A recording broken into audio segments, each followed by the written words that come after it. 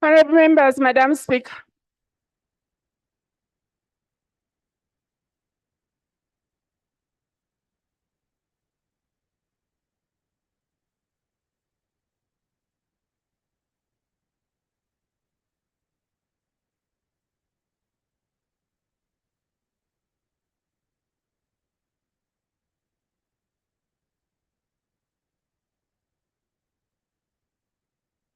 Prayer.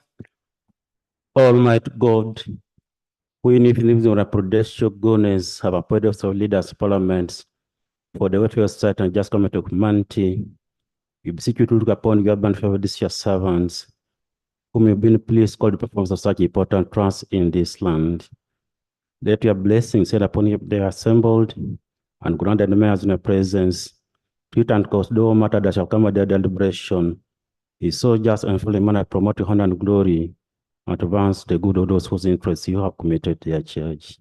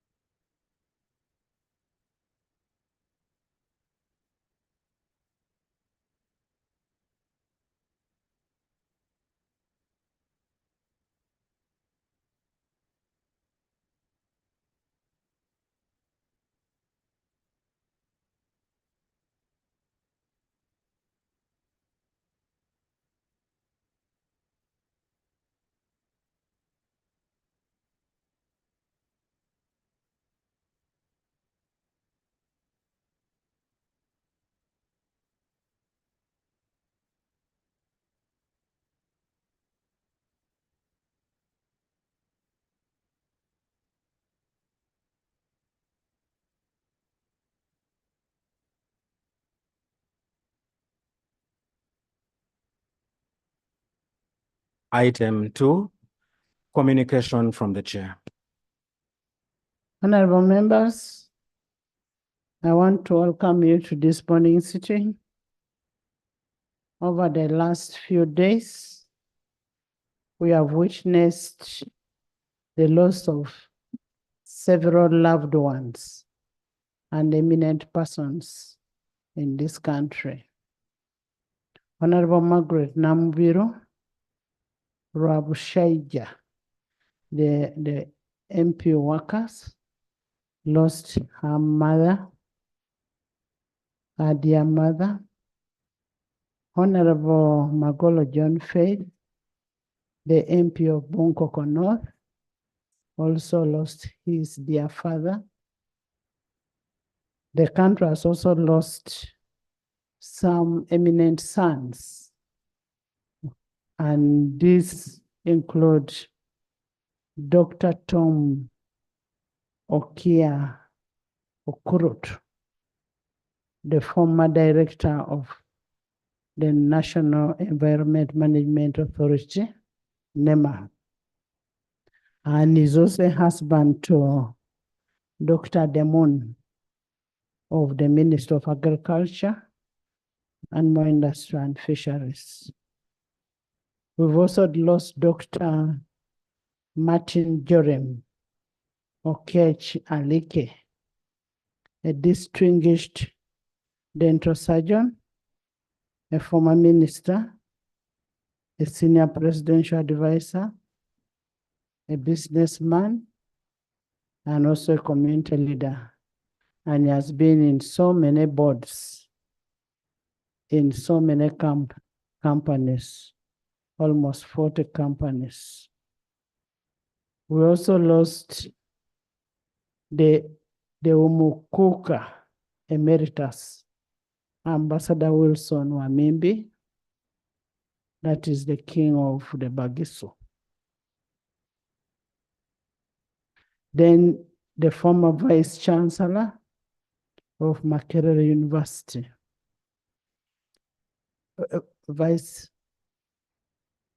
the former Deputy Chancellor of Makerere University, Professor Justin Opio Epelu.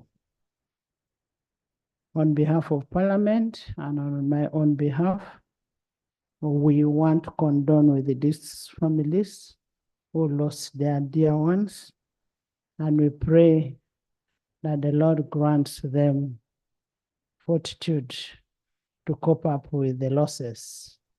May we rise for a moment of silence.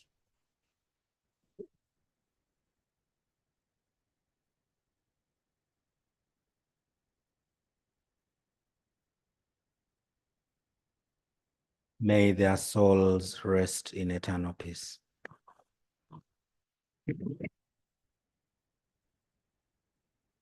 Honorable members, my attention has been drawn to the decision of the Kampala City Traders Association, that is CACITA, which the law talked about last week, to close their business premises in protest of prevailing tax regimes. Last week, the House specifically deliberated upon the concerns regarding the electronic fiscal receipting and invoicing system, for which the House recommended a constructive engagement between URA and the traders. In the same vein, we reiterate our earlier recommendation for the dialogue to amicably resolve any of the sticky issues that are being raised, because it has gone beyond the electronic invoicing. Honorable members, you recall that last week we raised various issues regarding the status of the preparedness of Mandela National Stadium, Nambole, for the forthcoming CHAN and AFCON tournament. And this issue was raised by Honorable Nambesha and Honorable Dur Jonathan. Yesterday, I went on a fact-finding visit after getting an invitation from the contractor. Which contractor was in the house? That's Honorable, or both. He wanted us to see what was happening, especially after getting the money which they had requisitioned for. But preliminary, for the first meeting, I sent the parliamentary commissioner to attend the meeting, and we will get the findings of the meeting. In my finding of yesterday, I took almost half a day in Nambole. Most of the concerns that were raised by members had either been fixed or are being fixed. So they're in the process, and we're almost good to go. The works accomplished so far are very, very impressive. I must really thank the engineering brigade. They've done a good job. And where they cannot do whatever is required, they have been able to outsource and bring in some people who are competent enough to do that, which is a very good thing. We are promoting Bubu. Previously, the contractor had asked for 1 month to conclude the works due to lack of funds. But the fact that the funds were released and they've gotten the funds, we gave them 2 weeks. And they also asked us, so within the 2 weeks, they would want their privacy to finish all the things that are supposed to be finished. Then after the 2 weeks, we can be free to go there, so long as we don't step in where the grass is. So any of us who want to go and see Mandela, within 2 weeks, you will be free to go and see what is happening in Mandela National Stadium. We shall seek the update status and a report from the commissioner who was at site, especially on the buses, the scrap buses, which are on ground, because the scrap buses cannot give vacant possession for the contractor to organize the parking area. So that is now what is at stake. There are other sports infrastructural commitments which government made, and progressively works should start. And I remember the minister here said that the works of Akibwa were going to start, and this has raised a lot of issues. We need to find out from the minister how far he has gone with the Egyptians that he took to Akibwa. When does Akibwa start? When does Hoima start? When does Buhinga start? When do all the training grounds start? Because he made a commitment in this house. And it is only in the sports that bring unity, irrespective of your party, your religion, and whichever, it is only sports. So we need to embrace the sports. And as legislators, in embracing sports, we must do our appropriation, appropriate money for all these facilities. And they are priority facilities. The priority facilities we have is Akibwa, which was a presidential directive in memory of the late Akibwa. Then we have Hoima, and then we have Buhinga. Now, the playing grounds, the training grounds, most of them are within Kampala. So they also have to work on those training grounds for us to be able to host HAFCON. And we've asked the minister after the 2 weeks,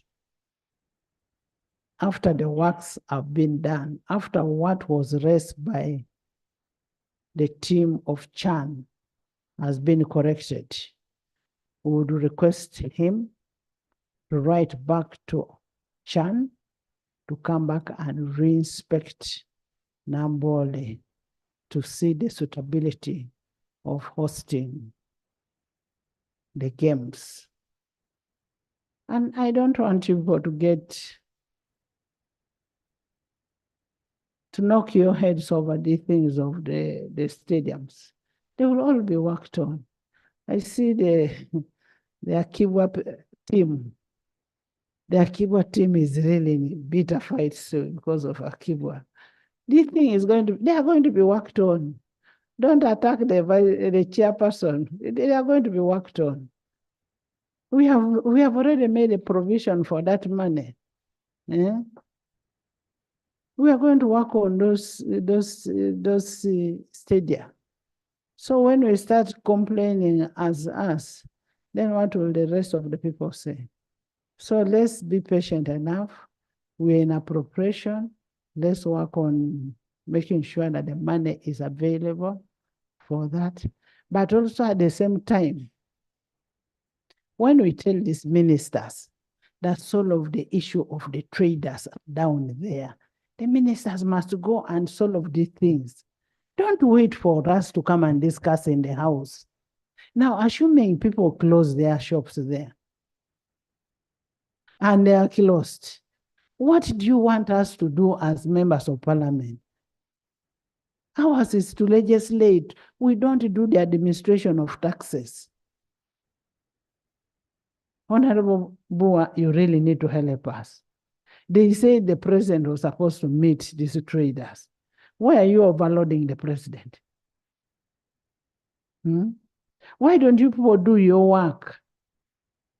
Now the shops are closed. So what are you legislating here? What are we doing here? Mhm.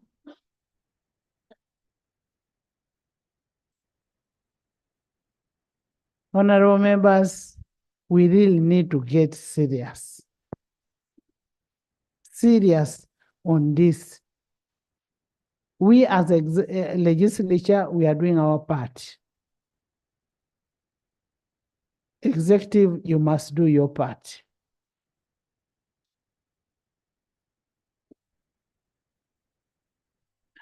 Why are you standing? Have I finished?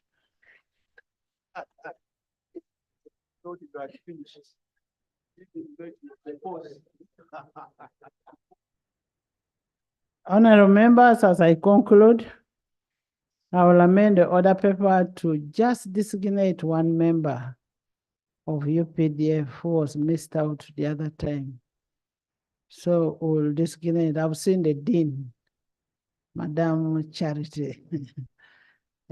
then he will come. So Designation of members to committees.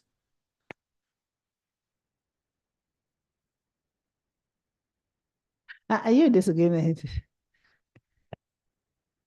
On Thank you, Right Honorable Speaker.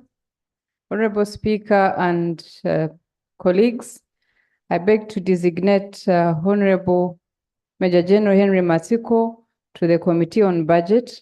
Therefore, he ceases to be on the Committee of National Economy. I beg to designate. Thank you. Those in favor say on the contrary, nay. The ayes have it.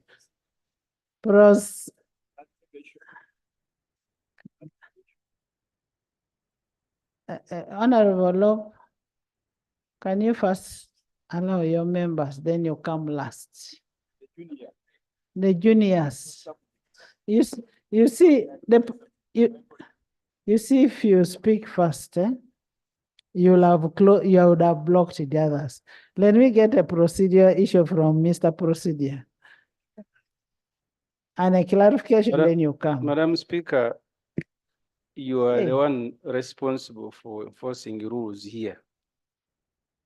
The rule requires that I am referred to as honorable member. I don't know where to appeal. But the procedure issue I am raising, Madam Speaker, there is a practice, and I invite you to guide me as a work procedure. You have reported on progress made in Nambole. Our rules protects you. We can't ask you questions and quarrel with you. You have said another commissioner will come here and also report. I don't know whether, Madam Speaker, because of the resonance and shabbiness of government, that the Parliamentary Commission now has taken over the work of government. Because I don't know how I'll ask my speaker to explain things I want to explain about Nambole, or I'll ask a commissioner. The other day, we were the deputy speaker assigned to go and visit the war. I also had issues. So the procedural issue I'm raising, Madam Speaker, is whether, because of your knowledge that this government has nearly collapsed, that you have now taken over and we should no longer ask questions, for example, about number of facility to relevant ministers. We now direct them to the Parliamentary Commission. Thank you so much, Honorable Ibra. First of all, in the public gallery. In the public gallery this morning, we have a delegation of council members for, what is the word? Okay. The Rwanda community, whose origin is Uganda. You'll forgive me, I may not be able to mention the other word. Among my people, you stand up and wave at the members. Stand up. I am going to start showing you the Rwandese here, don't worry. They are here. He's here. So welcome. This is your parliament. This is your country. You're almost welcome. In the public gallery this morning, we have a delegation of executive committee and chairperson of Rugby Union Club, and they are represented by Mr. Godwin Kayangwe, the president. Welcome. We have Mr. Dongo Peter, the honorary secretary. We have Isaac Lutwama, the CEO. Welcome. We have Winnie Atiang, the coach. We have Leonard, the chairman, Eastern. We have Daniel Chanawira. Welcome. We have Brian Tabaruka. And we have Mr. Manzi. Welcome. We have Mr. Adam Kabalega. We have Kevin Nyeko. We have Lubulwa, Mr. Lubulwa. We have Emmanuel Fuduribo. And then we have Farouk Watmon. We have Andrew Cohen and Yasmin Mohammed. They have come to listen to the motion of Parliament of Uganda's successful bid to host 2024-2025 edition of Rugby African Cup. You're most welcome. Honorable Ibrahim, I went to Nambole on a fact-finding mission, not on the issue of the progress. And the commissioners of parliament are your members. There is no problem of you asking a commissioner of parliament. They're actually supposed to work for you and give you information on what is happening for us to be able to check government. So let's get a report from the commissioner on what happened, where we have an issue. Where we have an issue, then we can be able to ask the minister to respond to it. Yes, Jonah? Right Honorable Speaker, I would like to first and foremost thank you for adding your voice and commitment to the issue of the pending stadiums to be constructed outside Kampala, specifically Kibwa, Hoima, and Buhinga. I think by adding your voice, like we saw with Nambole, we have hope that in the budgeting process, we shall move funds from we shall provide funds, because as it stands, the committee reported that funding for Kibwa and Buhinga are unfunded priority. And during budget, I would be happy to see that they are provided for. But the procedural matter I want to raise, Right Honorable Speaker, is that when we raised the issue, our concerns were specifically in the immediate, the ability for this country to host the next schedule of games in June, I think June 3rd and 10th, against Botswana and Algeria. And CAF had indicated that those next rounds of games will not be hosted because of the stadium is not ready. I have read through the rules, the regulations of 2022, which is called CAF Stadium Regulations 2022. And in Article 4 on the approvals, any request by the host nation for the stadium to host the games must go at least 75 days prior to the match day. June 3rd is about 35 days away from now. And that means the next set of games would not be hosted here. And you remember, Madam Speaker, you also indicated that the country that are offered to host us, which is Morocco, one of our opponents in Algeria had registered an objection. The procedural matter that I now want to raise from you is one, for the minister responsible to come and confirm to us where we shall host specifically the next schedule of games on 3rd and 10th, which is our home games. Where are we going to play those games? Then secondly, you had already, Madam Speaker, directed that the Auditor General does a forensic audit on Nambole. But from your communication today, and also I followed on TV, you appear to be satisfied with the progress of works. Before you finish, I was very categorical that we have given you 80 million, added 17 billion. We are impressed with the work you're doing. You still bring in variations. However, I am going to ask for a forensic audit. I can replay it on TV because it was recorded. Whoever, I don't know who could have heard it. Yes, Edie.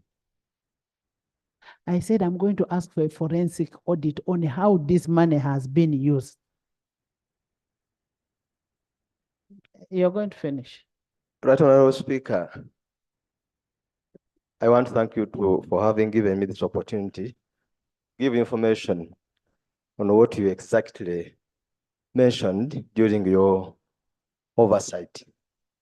Right, Honorable Speaker, it is our mandate as members of Parliament to carry out oversight, not necessarily as a pleasure, but as a requirement.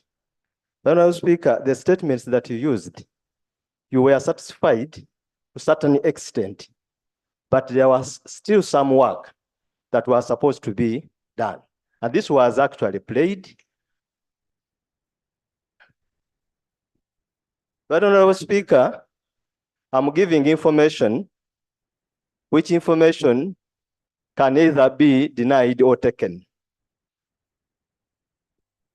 Right, Honorable Speaker, I want to inform this House that I had the privilege to have watched you when you were inspecting the studio. I watched on TV, and the words that you used was that one of the statements that you mentioned was that you are going to carry out, you are going to ask for a forensic audit to make sure that. Thank you. Anyway, Jonathan, we've given a lot of money to Nambole, to the tune of 97 billion. First of all, one thing I want us to thank the former minister is that he initiated and ensured that Nambole was fenced off. Amson, I want to thank you so much that the fencing was done. That is number one. Even chased away with doctor. Number two, he made sure that we got a land title in the name of Nambole to a tune of 128 acres. How many acres? 128 acres. That's one thing. That's one achievement that we have as a country. You can continue. Thank you. About Dennis Hamson Obua meant well, he was a fit and proper person for that ministry at that time until the appointing authority sent him elsewhere. I want to conclude, Madam Speaker. I welcome your directive on the forensic audit. I have also reservations. But you have answered the question. You should be able to answer his question. I don't know where the minister is, because where is it? Sports. I want the Minister of Sports. Yeah. Don't disturb the old man. I want the Minister of Sports, because he's the one who has been there. Yeah, Right Honorable, I welcome that, because I will also seek an opportunity to table evidence that I was challenged, made by the minister. I want the video to be played if you allow. But I want to conclude that the issue raised by Honorable Semuju, I had the same about the role of our commissioners, that our own. We have a committee in this House of Education and Sports, and most of the work oversight has defined made by these committees. By sending our commissioners to go and monitor and come and report, some of the commissioners themselves, like my brother, the Honorable Solomon Silwanyi, and the three others who even sat in the commission and awarded themselves money and have refused to come and explain the 500 million, the 400, we have repeatedly been asking them to explain, and they refused. So for such commissioners now to come and purport that they are now going to represent the House in asking questions and accountabilities, yet they have failed to do their duty of reporting to this House how they awarded themselves that money. Honorable.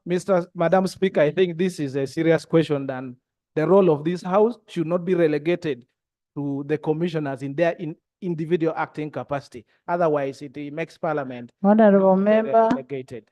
Honorable Member, I asked a commissioner as one of, just like I would ask you, that go to Nabole and bring a report. But you are conflicted because you are the one who raised the matter. You raised the matter, and first of all, Honorable Dul, you must thank yourself. You and Nambeshe, Honorable Nambeshe, because the thing is being resolved because of you people.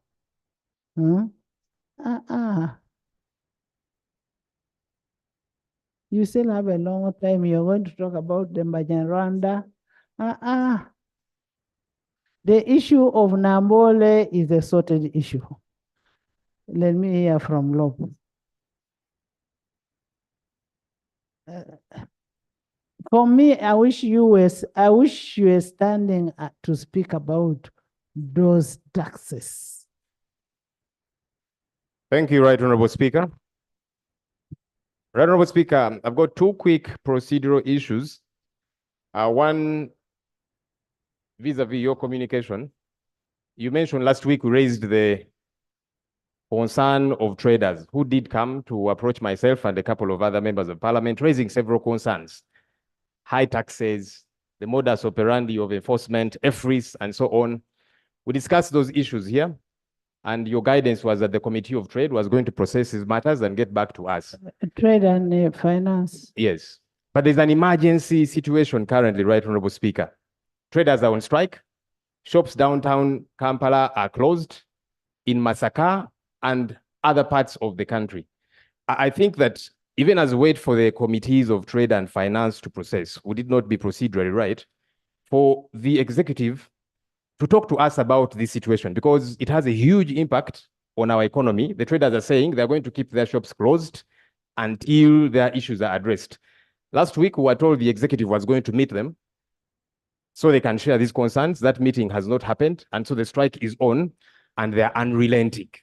Would it not be right for the executive to give us an update now, what they're doing? Because if we wait for the trade committee, and eventually they should get back to us, it might take quite a bit of time. The second issue, so they can be, you can rule on them together, Right Honorable Speaker.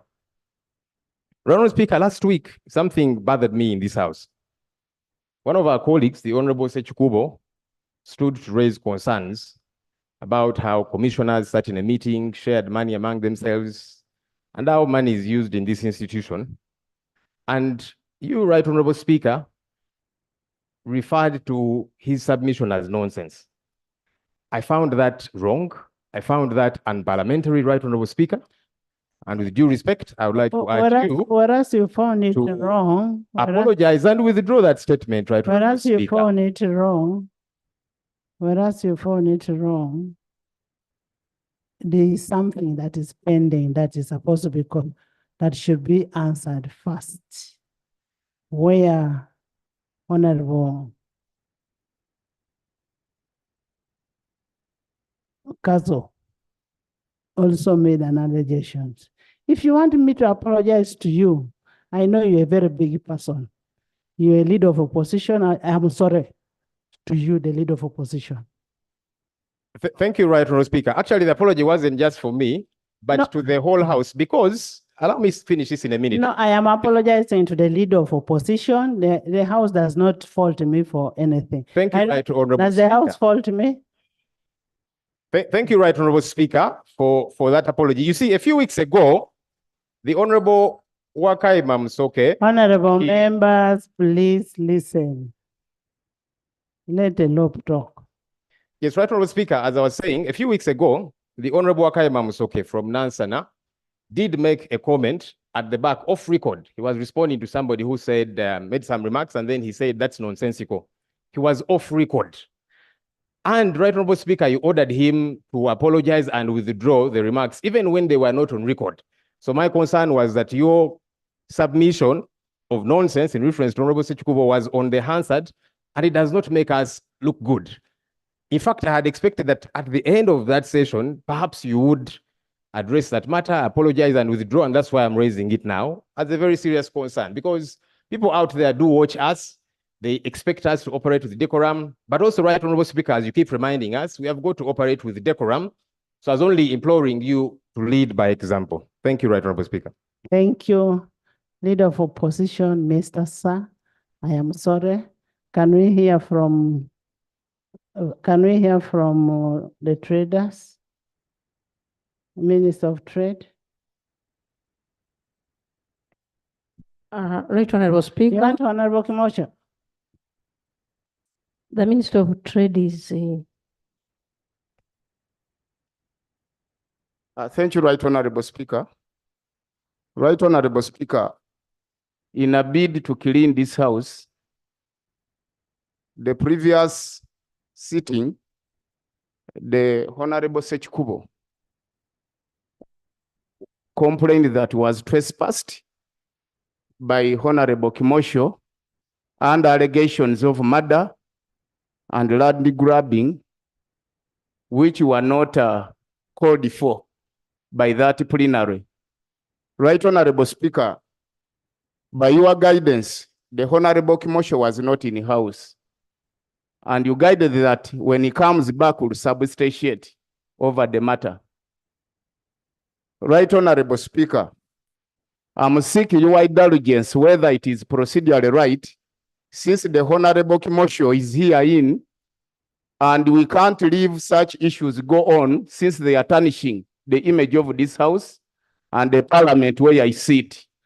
Isn't it procedurally right that the Honorable Kimosho substantiate over the matter so that we fully clean up the image of this house, which is our blanket? Thank you. Honorable members, I have an answered question of Honorable Dur, and I'm happy the Minister of Sports is here. Let's first get, before it disappears. No. Honorable Minister, there was a question from Honorable Dur. Honorable Dur, can you repeat your question?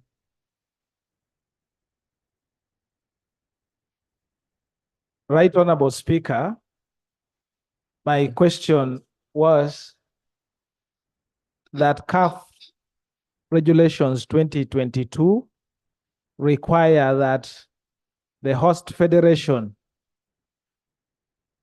rights to request an inspection of a stadium not less than 75 days from match day. That is in Article 4 of the CAF Regulations 2022. Our next schedule of home games are due on the 3rd and 10th of June, less than 40 days. So the question I was asking is for the Honorable Minister to confirm where, in which foreign country shall Uganda host its home games, given that Morocco, that had offered us a free venue, has received objections from one of the teams we are going to play against. The second set of the question was that the minister responsible for sports and I had disagreed on the statements he made when in Lira. And I was seeking your permission that you grant me permission to bring evidence to this house so that we watch what the minister said. And thereafter, as we had promised, either him or I would honor the gentleman agreement that we made on this floor of Parliament. I thank you. Thank you, Honorable Minister. First of all, yes.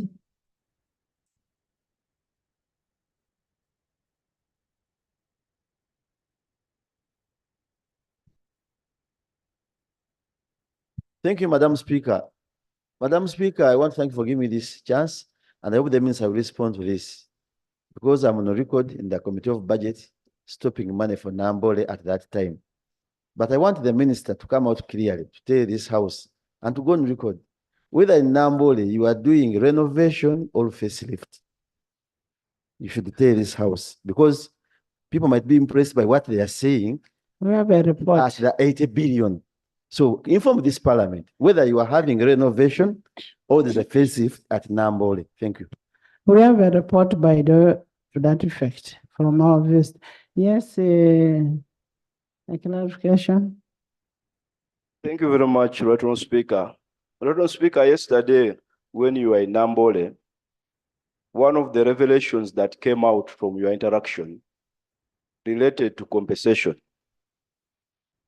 And there is a gentleman called Fred Kakoza, who is in my law firm, claiming that actually a couple of people around have never been compensated.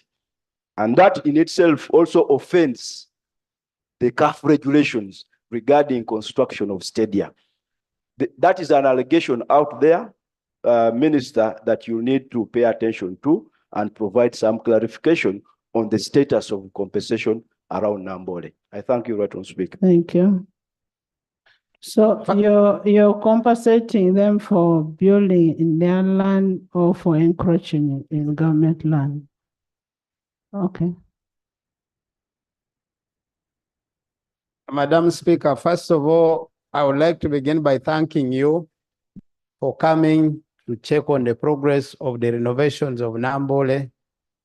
They've been expecting, I received formally the letter of the leader of opposition, and I was in Nambole waiting to receive the Right Honourable Leader of Opposition with you yesterday. But I want to thank you, Honourable Mathias Mpuga, Honourable Geoffrey Kanya, and other colleagues who came to check on the progress of the work so far done. I also want to confirm, as per last evening, the management of Nambole informed me that they had received the balance of the 17.7 billion, which we have been awaiting for the last 6 months. So, Madam Speaker and the Honorable House, want to thank you for the commitment we have all put in to ensure that the Ministry of Finance releases that money. To now answer the questions of, to begin with, I still want to go on record that I, through the Ministry of Education and Sports, we are the ones who facilitated the CAF inspectors to come and carry out inspection. Why? We are aware that the contractor has gone to the last phase of the renovation of the project. I want to thank them for identifying some of the areas which, as the minister and as a client, we are working towards addressing those specific issues identified for purpose of us completing the works and the renovation of phase 1 of the project. Be specific to Honorable Seungu. Is it renovation or what? Or facelift? I confirm what we signed as a client with the Minister of Defense is the renovation of Nambole. No problem.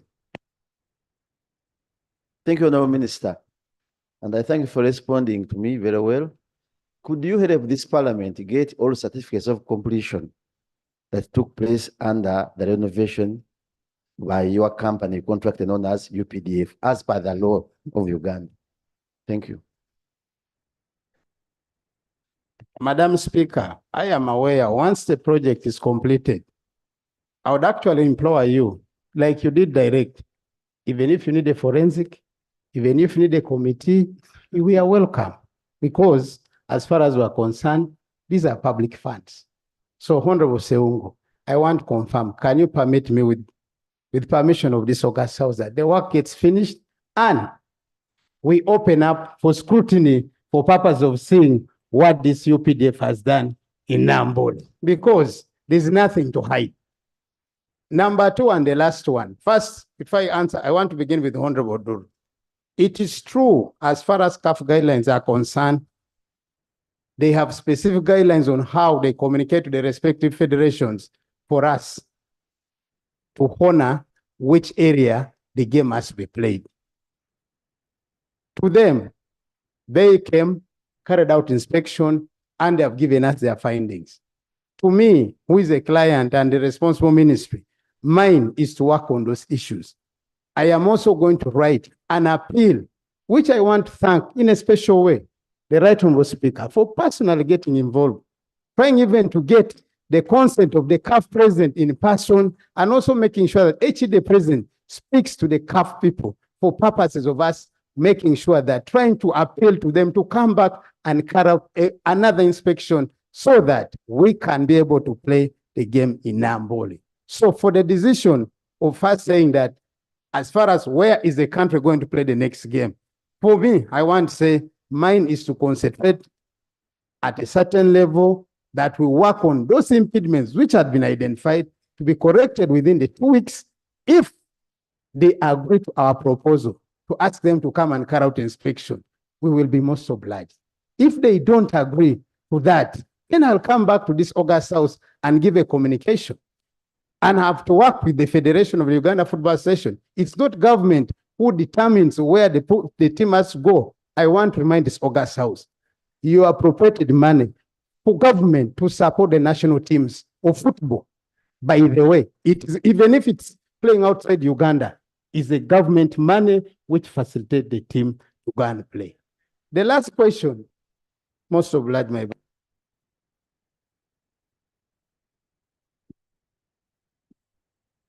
Thank you, Madam Speaker. And I want to thank the Honorable Gwang for giving way. Maybe in the future, as I raise the clarification, you should get use of UPDF who are here, because they do nothing apart from sitting. Since they are the ones constructing in the future, they should be of help as you're able to explain. You're saying what? I have already said it, Madam Speaker. They're doing nothing here. That's not engineering brigade. They represent UPDF here. UPDF is the There one. is an order from Afande. Please.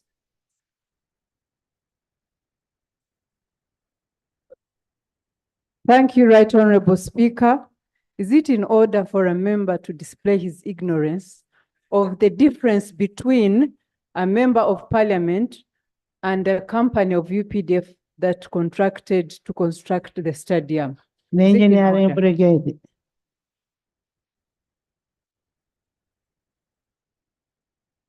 That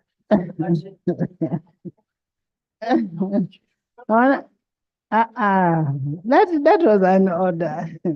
You know, we are all in a learning process. Actually, I didn't even know that you're not a member of engineering brigade. So we are all in a learning process. She's a member of parliament. There is a engineering brigade. There is an engineering brigade. Madam Speaker, the clarification I am seeking. Honorable members, you're here laboring. When you have a member of football who should give you a better information. You're very lucky that I get my husband is here to give you information. Can I complete the information I am seeking before your husband gives information?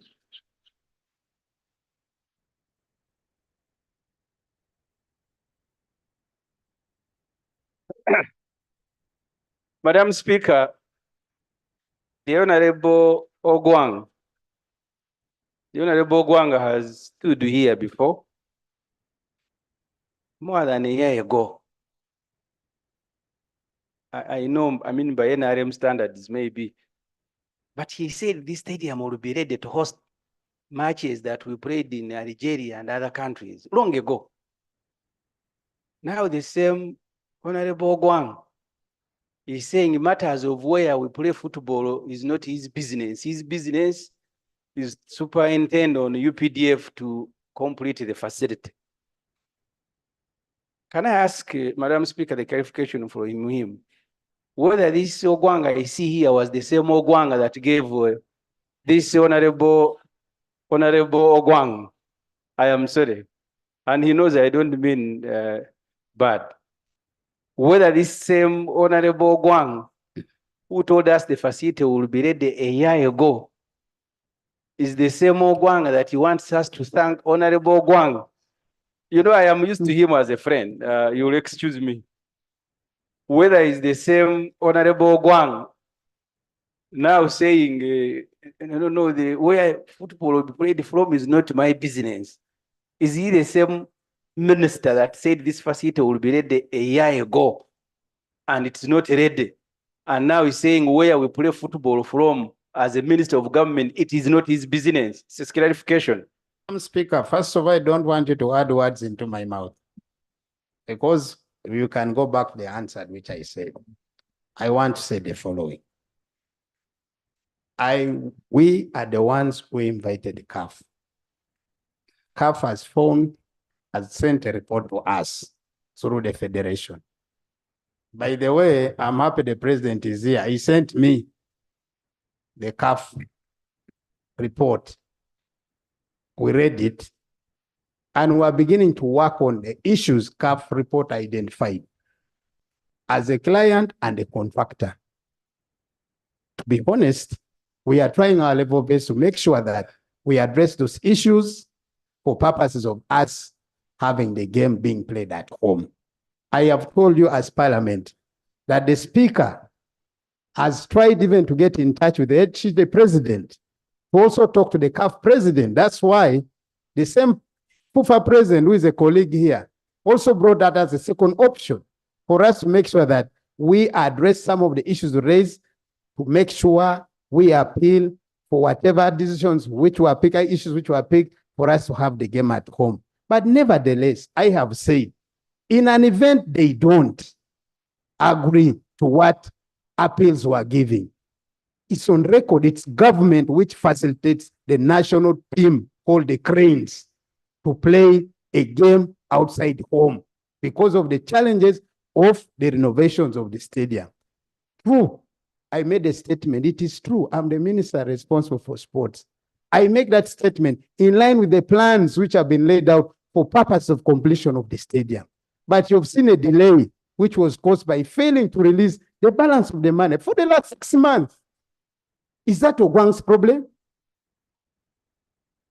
There was another problem which actually made us have a problem to cause another delay. The Minister of Works, first of all, Honorable Semojo, that's in your constituency. That stadium is a plan of 1972. For the record, the Chinese built that stadium, gave us as a grant. Getting the drawings of that stadium, it was a hassle. We had to, fortunately, Lamson is here. Do you know one officer was refusing to avail the drawings of that stadium for purposes of wanting government to pay him money?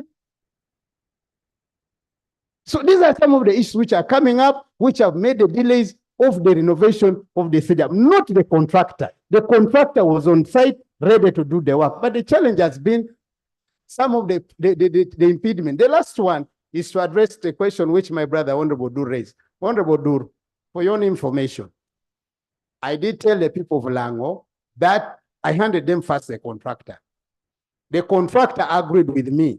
They were sending a second technical team to go back to Lira to carry out what they call topographical survey, which I want to confirm. They have done it. When did they go within Lango there, within Akiba Stadium? It was done within a period of the 1 week after our visit. I do not know if the contractor has to go there. They have to publicly make it that have gone back to Akibwa to begin doing his technical work. That's not for Guam. So I want to request, Madam Speaker, that for purposes of Akibwa, and I really want to appeal to my colleagues from Lango, government under the leadership of Yoweri Kaguta Museveni is going to construct Akibwa Olympic Stadium. And that has been the long-awaited pledge for the people of Lango. It's on the hands of the government, and I'm working with the contractor to ensure that Akibwa Olympic Stadium is built. I thank you. Honorable members, let's finish so that we go to the next item. Right, Honorable Speaker, 2 points of clarification. The first one, under Article 3 of the regulations of CAF, there are 2 inspection regimes available. The first one is the member association. In this case, FOFA can do a pre-inspection report and report to them. And if they are satisfied, the stadium can be approved. So I want to know from you whether you have already invited the FOFA to do the pre-inspection report before you even think about it. Not, yes, you will. You will. That's the first one. That's the first one. The second clarification, I don't like us going back and forth. And I'd ask that if possible, I would play the evidence of whatever you said in Lira. It seems that your memory, has missed something. You did say. Honorable members, the fact is Akiba is going to be constructed. Whatever who said where, it is already in the budget. The money is in the budget, it's going to be constructed. I want to answer a technical question which he asked. As of now, I am aware of that as far as the CAF guidelines are concerned, and we are working to address the issues which they raise before we communicate to FOFA, to ask them, to invite a technical person employed by them, trained by CAF to carry out an inspection. What would it add value to me that I've received money last evening? And I go ahead and invite the same person to come and carry out inspection when I've not addressed these challenges which have been identified? Can you help me? Give me a week or two. I finish doing on the work, issues that I raised. Then I now formally invite that person to come and carry out the inspection, communicate to the head office, while as government, we also use other procedures of trying to appeal to them to have the stadium inspected and accepted for purpose of us playing a game here. All I want to request your colleagues, friends, it is to all our best interest that the game is played at home. And we all want that to happen. What I ask, stand with me for all of us to do whatever it takes for us to have the UPDF Engineering Brigade now do whatever it takes to ensure whatever issues which were raised are addressed for us to have the game played at home. And that's what I want to call upon us. Sports unites all of us. And that is the purpose of sports in the world. I thank. There's Honorable Minister. Thank you, Madam Speaker, and thank you, colleagues. I rise on the your communication from the chair regarding traders, which has Can we finish football? football. Let's finish sports, then we come there. Can I first hear from the FUFA president?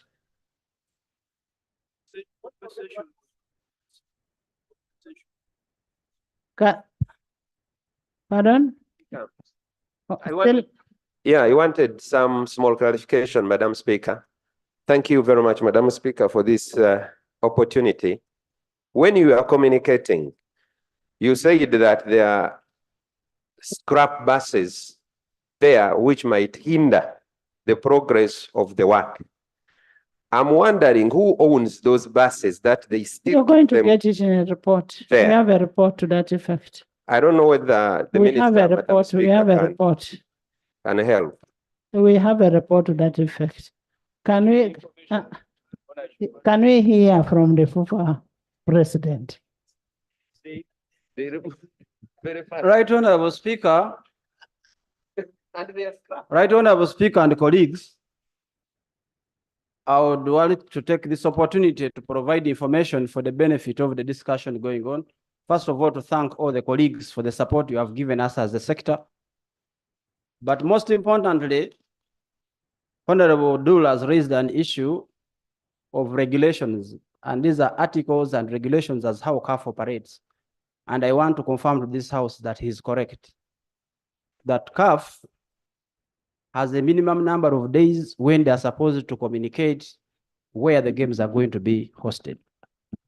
However, it is also true that CAF Executive Committee has the powers to override some of those provisions, and we have gone for this provision, engaged the CAF, because the way CAF operates is that they inspect the stadium according to the current status.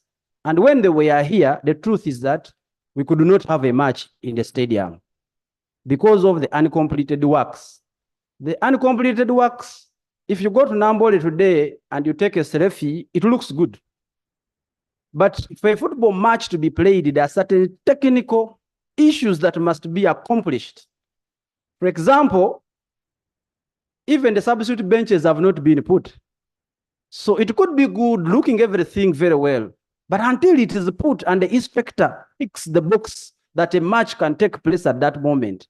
So when CAF was here, the inspection they did, it was not practical that a football match could take place. Our appeal to CAF is that they exercise the executive powers of CAF such that they can allow us to be able to complete the works as the Honorable Minister has explained, and then do the inspection again so that we could have a chance to host our games at home. CAF operates in such a way that you must enter, and it is a computer system, where you are going to host the games from. And that is supposed to be done 75 days before the match, which we did not do as a federation because Mandela National Stadium was not active in the system to be picked because it had not yet been approved. And according to practice at CAF, they automatically, if you don't mention where you are going to host the games, they mention it for you. And in this case, the last place we played our games is Morocco. I would not be surprised if CAF came out and fixed our games.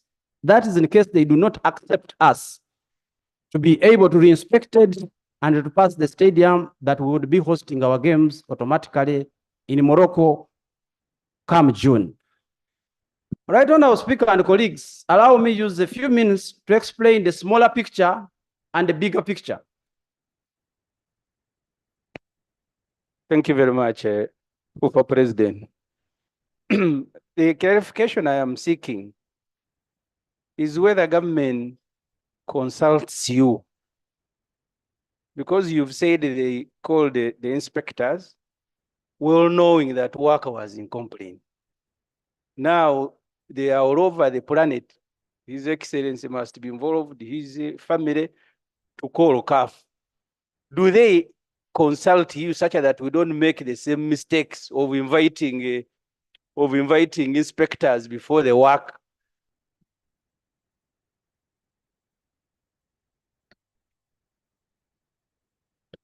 Thank you very much, Mr. former president. Further clarify on that, we recently saw the completion of Nachivugo Stadium, and we celebrated as Ugandans to say that we have another facility where such matches can be hosted. My question is, when Nachivugo was being constructed, was there technical advice to the extent that we can host a match that magnitude?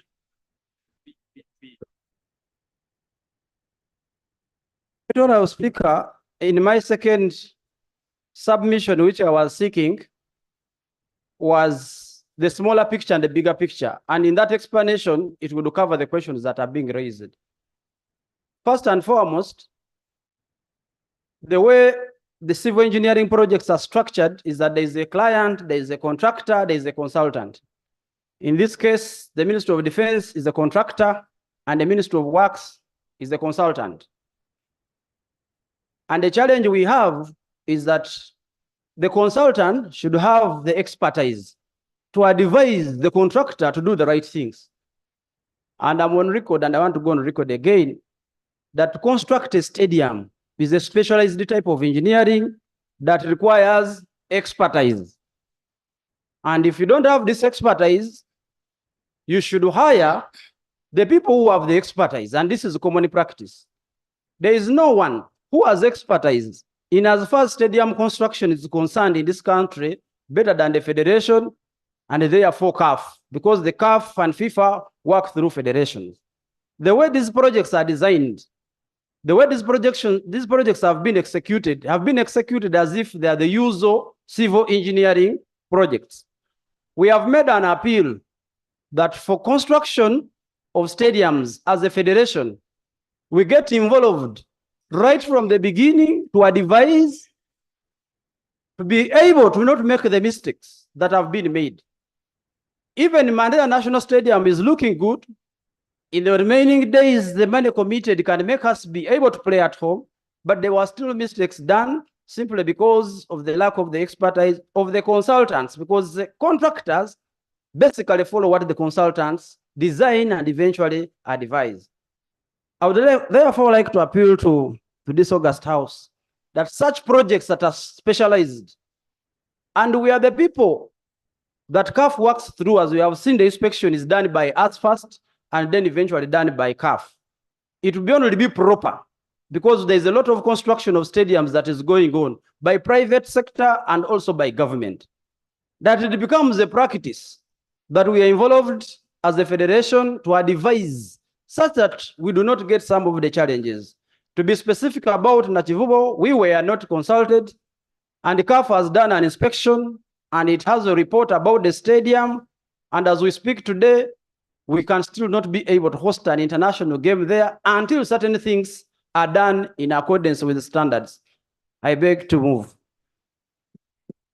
Thank you.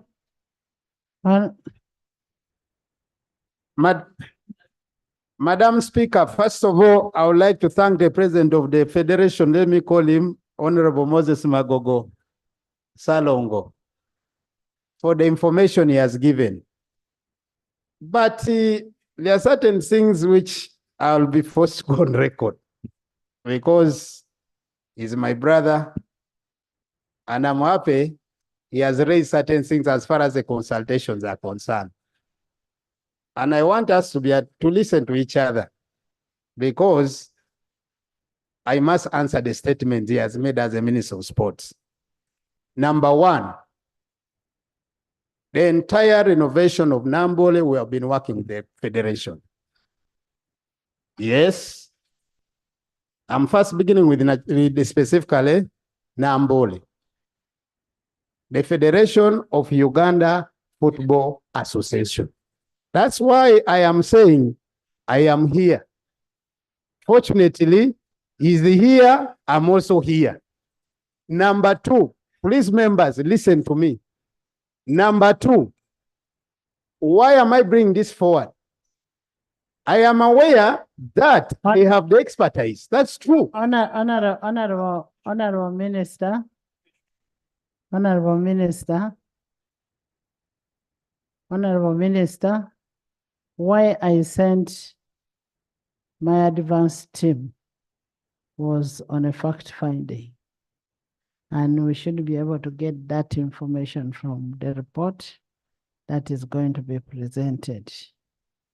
Let's get that, because I don't want you people to look ugly between yourselves.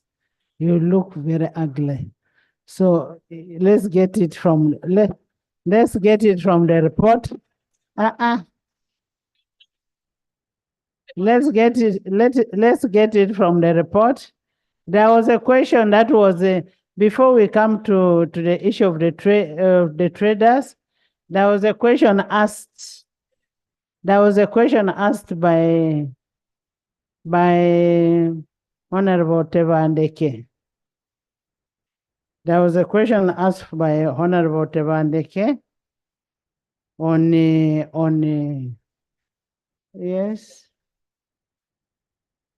Are we going to finish today? Madam Speaker, the minister has just told Parliament that the former president has told a very big lie. That's what the minister has said. And this matter remains on the handset.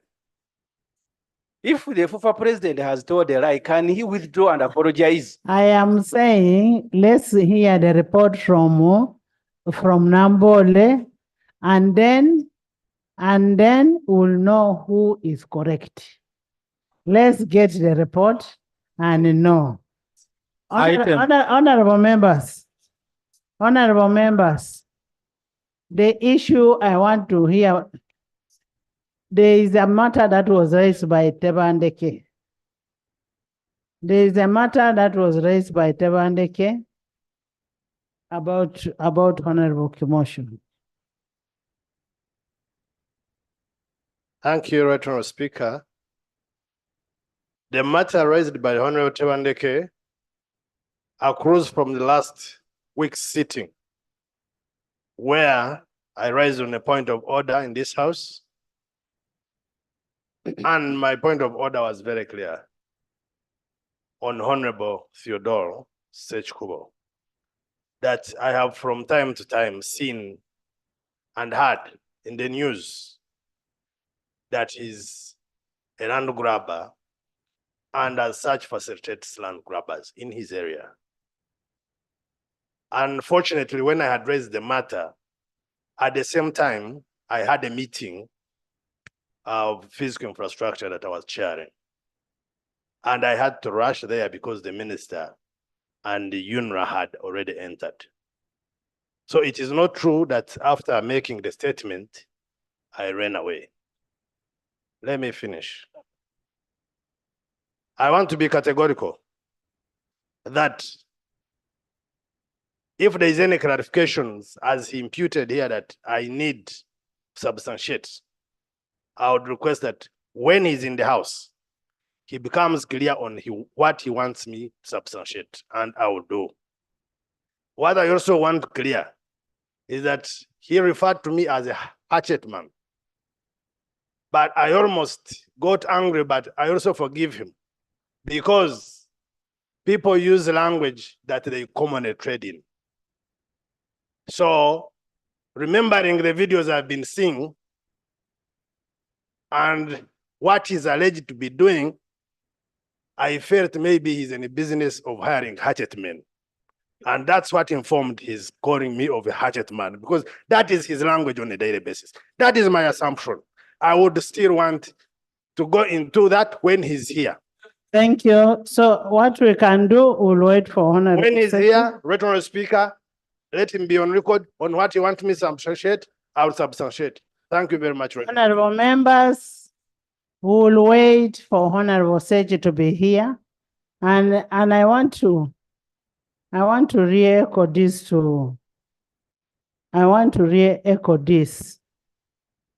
Honorable members, I want to re-echo this to my boss, the leader of opposition. as a leader, we enjoyed to lead by example. This house is guided by rules, and the rules are guiding principles.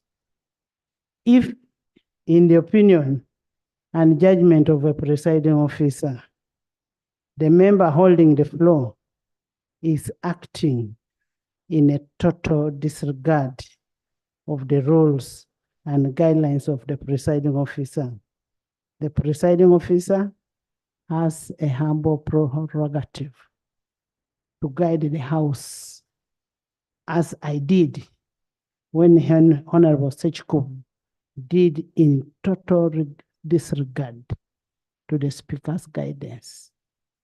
Even you, as a leader of opposition, my boss, when I tell you, leader of opposition, sit, you do.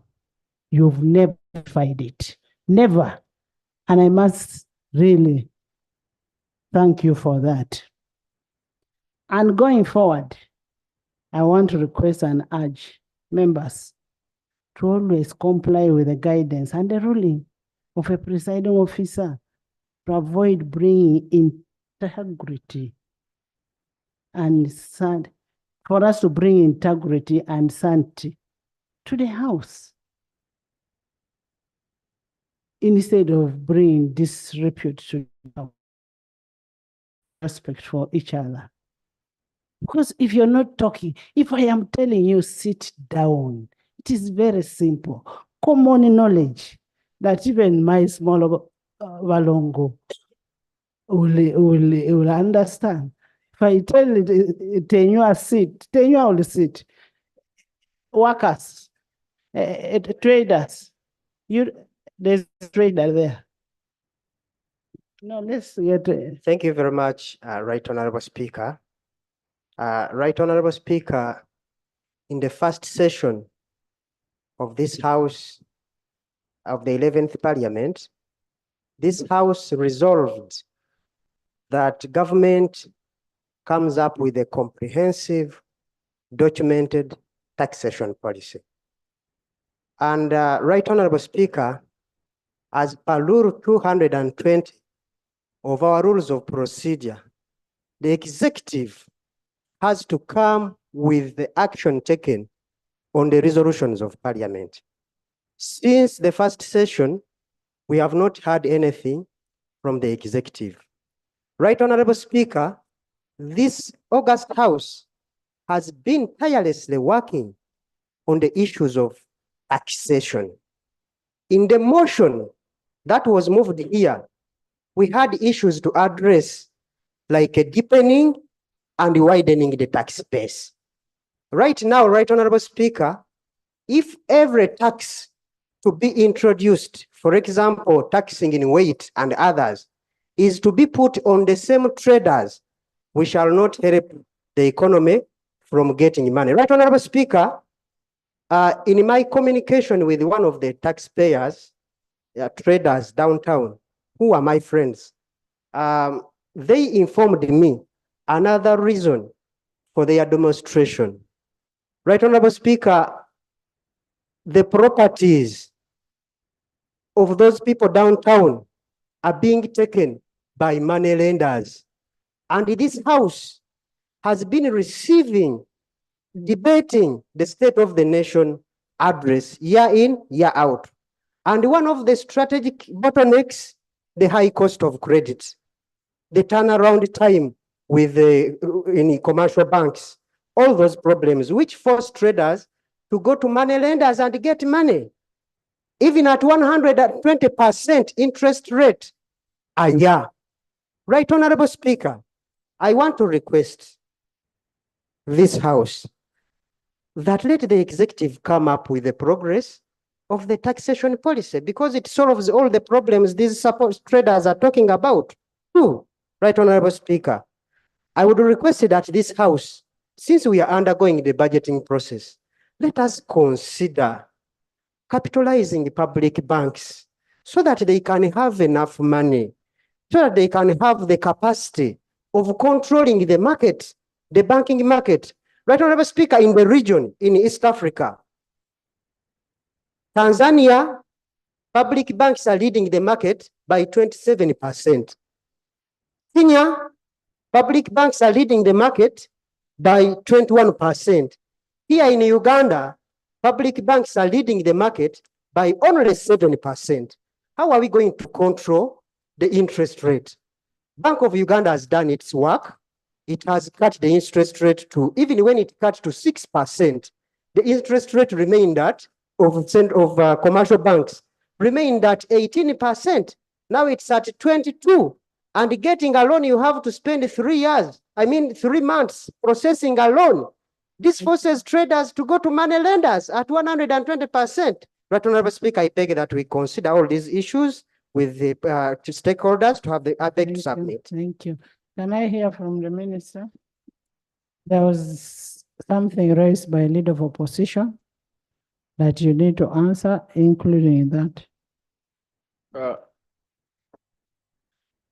Madam Speaker, on your communication regarding the traders, and also the same issue augmented by the leader of opposition on the strike of traders, mainly due to the issues of taxation, cost of working capital, the hawking of foreigners and wholesalers.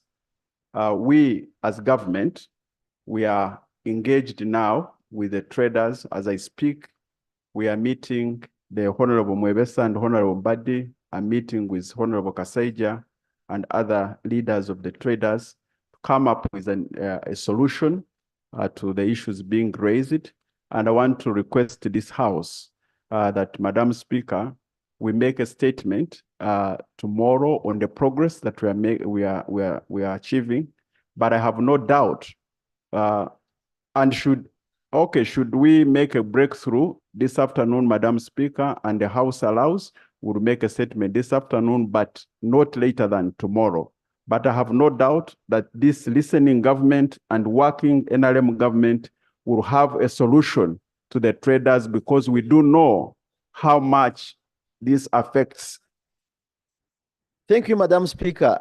Madam Speaker, the clarification I'm seeking from the minister, you see, the biggest challenge with the traders is the new system of tax collection, the Infinix. What do you, whatever you want to say it, you call it, but I've used the mine, which is simpler for me as per the traders. Madam Speaker, my prayer, and I'm seeking from the minister, what do you lose if you first hold this system? A petition is brought, you got the Committee of Parliament, we see where the challenges are, and these people start working. But they will not continue working unless this tax system collection is still on. That's their major challenge. They are saying it's oppressing them. And you as a minister, they have petitioned you. I had the Minister of Finance, Madam Speaker, raising the same thing. Let us first hold this tax collection system, and then afterwards, you sit, train them, and we come back and we have sanity in the traders. Otherwise, they will not continue unless this collection system is not sorted out, because there are a lot of challenges. You cannot get someone riding a border, carrying salt. You ask him for a receipt from that what you are calling the tax collection system. Someone is not having 150 million business, easy returns. Is also put under the same. It's not registered under VAT. You are doing the same. So can we agree on our minister? And I know you can do that. Let us first hold it. Once you hold it, we can study. You meet the traders, other than everything, unless the president comes out. If the president doesn't come, we shall not move. You are killing Mr. Museveni for nothing. He cannot do anything solvable. It's you to do that work. Madam Speaker, those are the same solutions that we are looking at. And as I said, once the meeting is done, if there's the possibility to make a statement this afternoon, we will, but not later than tomorrow, we will update the leaders of the nation and the country on the progress we are making to resolve the issues of traders. But I have no doubt that we are going to resolve these issues. Let's have these issues resolved, and let's debate the report when it comes. We cannot, whatever we are doing now is premature. Let's get a report. Honorable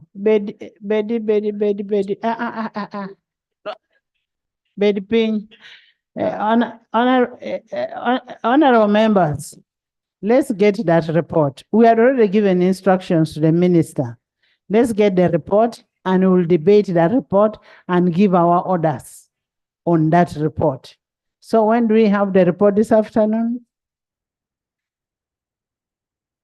The best time would be tomorrow, so that we're able to present a concrete. So way we'll forward have on the this report matter. tomorrow at 10. Tomorrow at 10.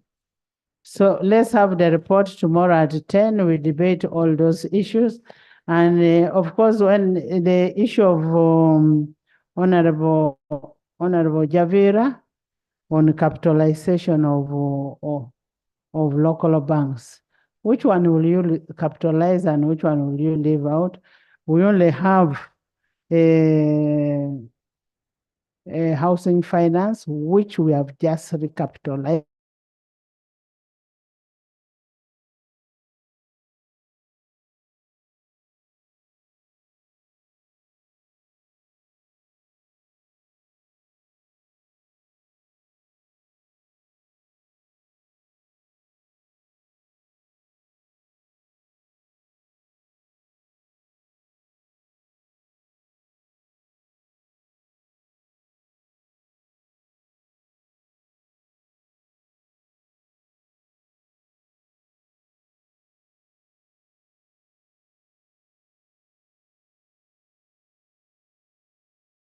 Interest rates. Okay. I only didn't get your guidance properly when you said being queen. I didn't get what you meant. So No, that is his other name. That is Ayo's name. Next. Yes, Patrick. Thank you very much, Right Honorable Speaker. Right Honorable Speaker, I think it will be appropriate.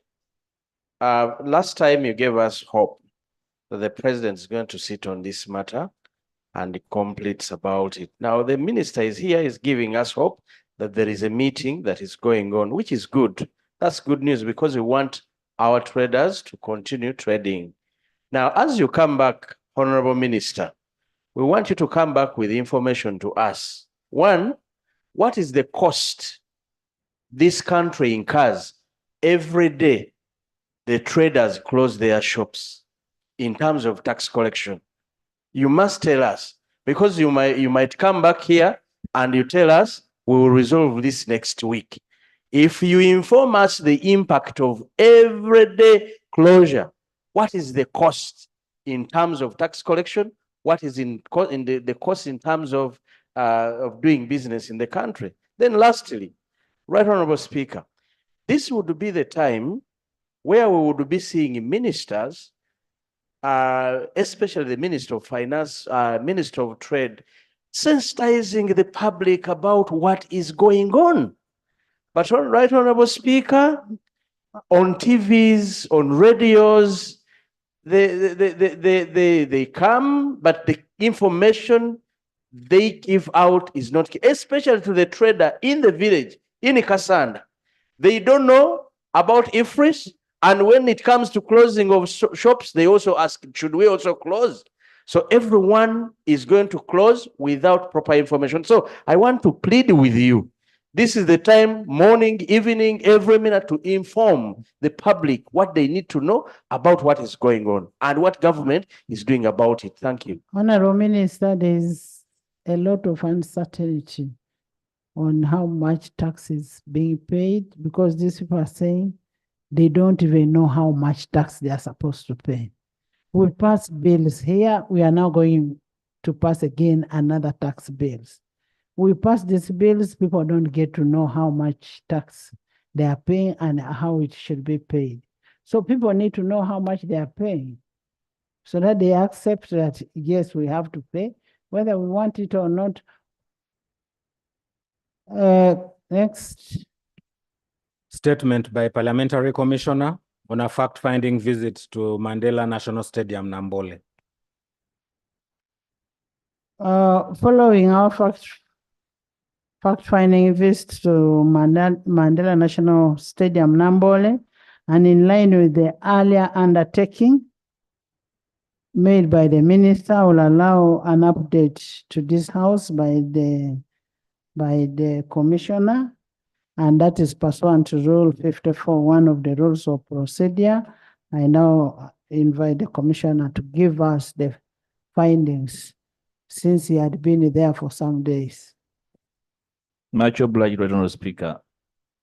Honorable Speaker, I had thought initially that I would augment the debate outgoing on the subject matter, so that those who read the answer do not have their heads spin over how matters have been cascaded on the answered. But allow me to be brief, because a lot of what I had captured has actually found itself on the floor of Parliament by virtue of the minister's submission and your recognition of the issues you saw observed. So I will be very brief. Secondly, it's an interim observatory statement following the urgency with which these matters captured the attention of the House, and therefore did not go into deeper investigations of what is and what is not at the facility. Right, Honourable Speaker, on Friday the 12th of April, 2024, the House's attention was drawn to concerns that the Confederation of African Football (CAF) had, in an interim inspection report, made a declaration to the effect that the Ugandan major national stadium at Nambole was not ready to host international matches, given the inordinate delay in the completion of the ongoing renovation civil works on the complex. The Honourable Speaker and colleagues, the Honourable Speaker directed the Minister of Sports and Finance to meet with urgency to resolve the impasse, and with directives to the Commission of Parliament to attend a stakeholders meeting at Nambole and report to the House. But Honourable Speaker and colleagues, the CAF report on the stadium that was laid on the floor by the Honourable Nambeshe had the net effect of cancellation of Uganda's opportunity of hosting major international football matches, including CHAN and the CAF qualifiers in June 2024, and derailing our assessment for eligibility to host AFCON in 2027.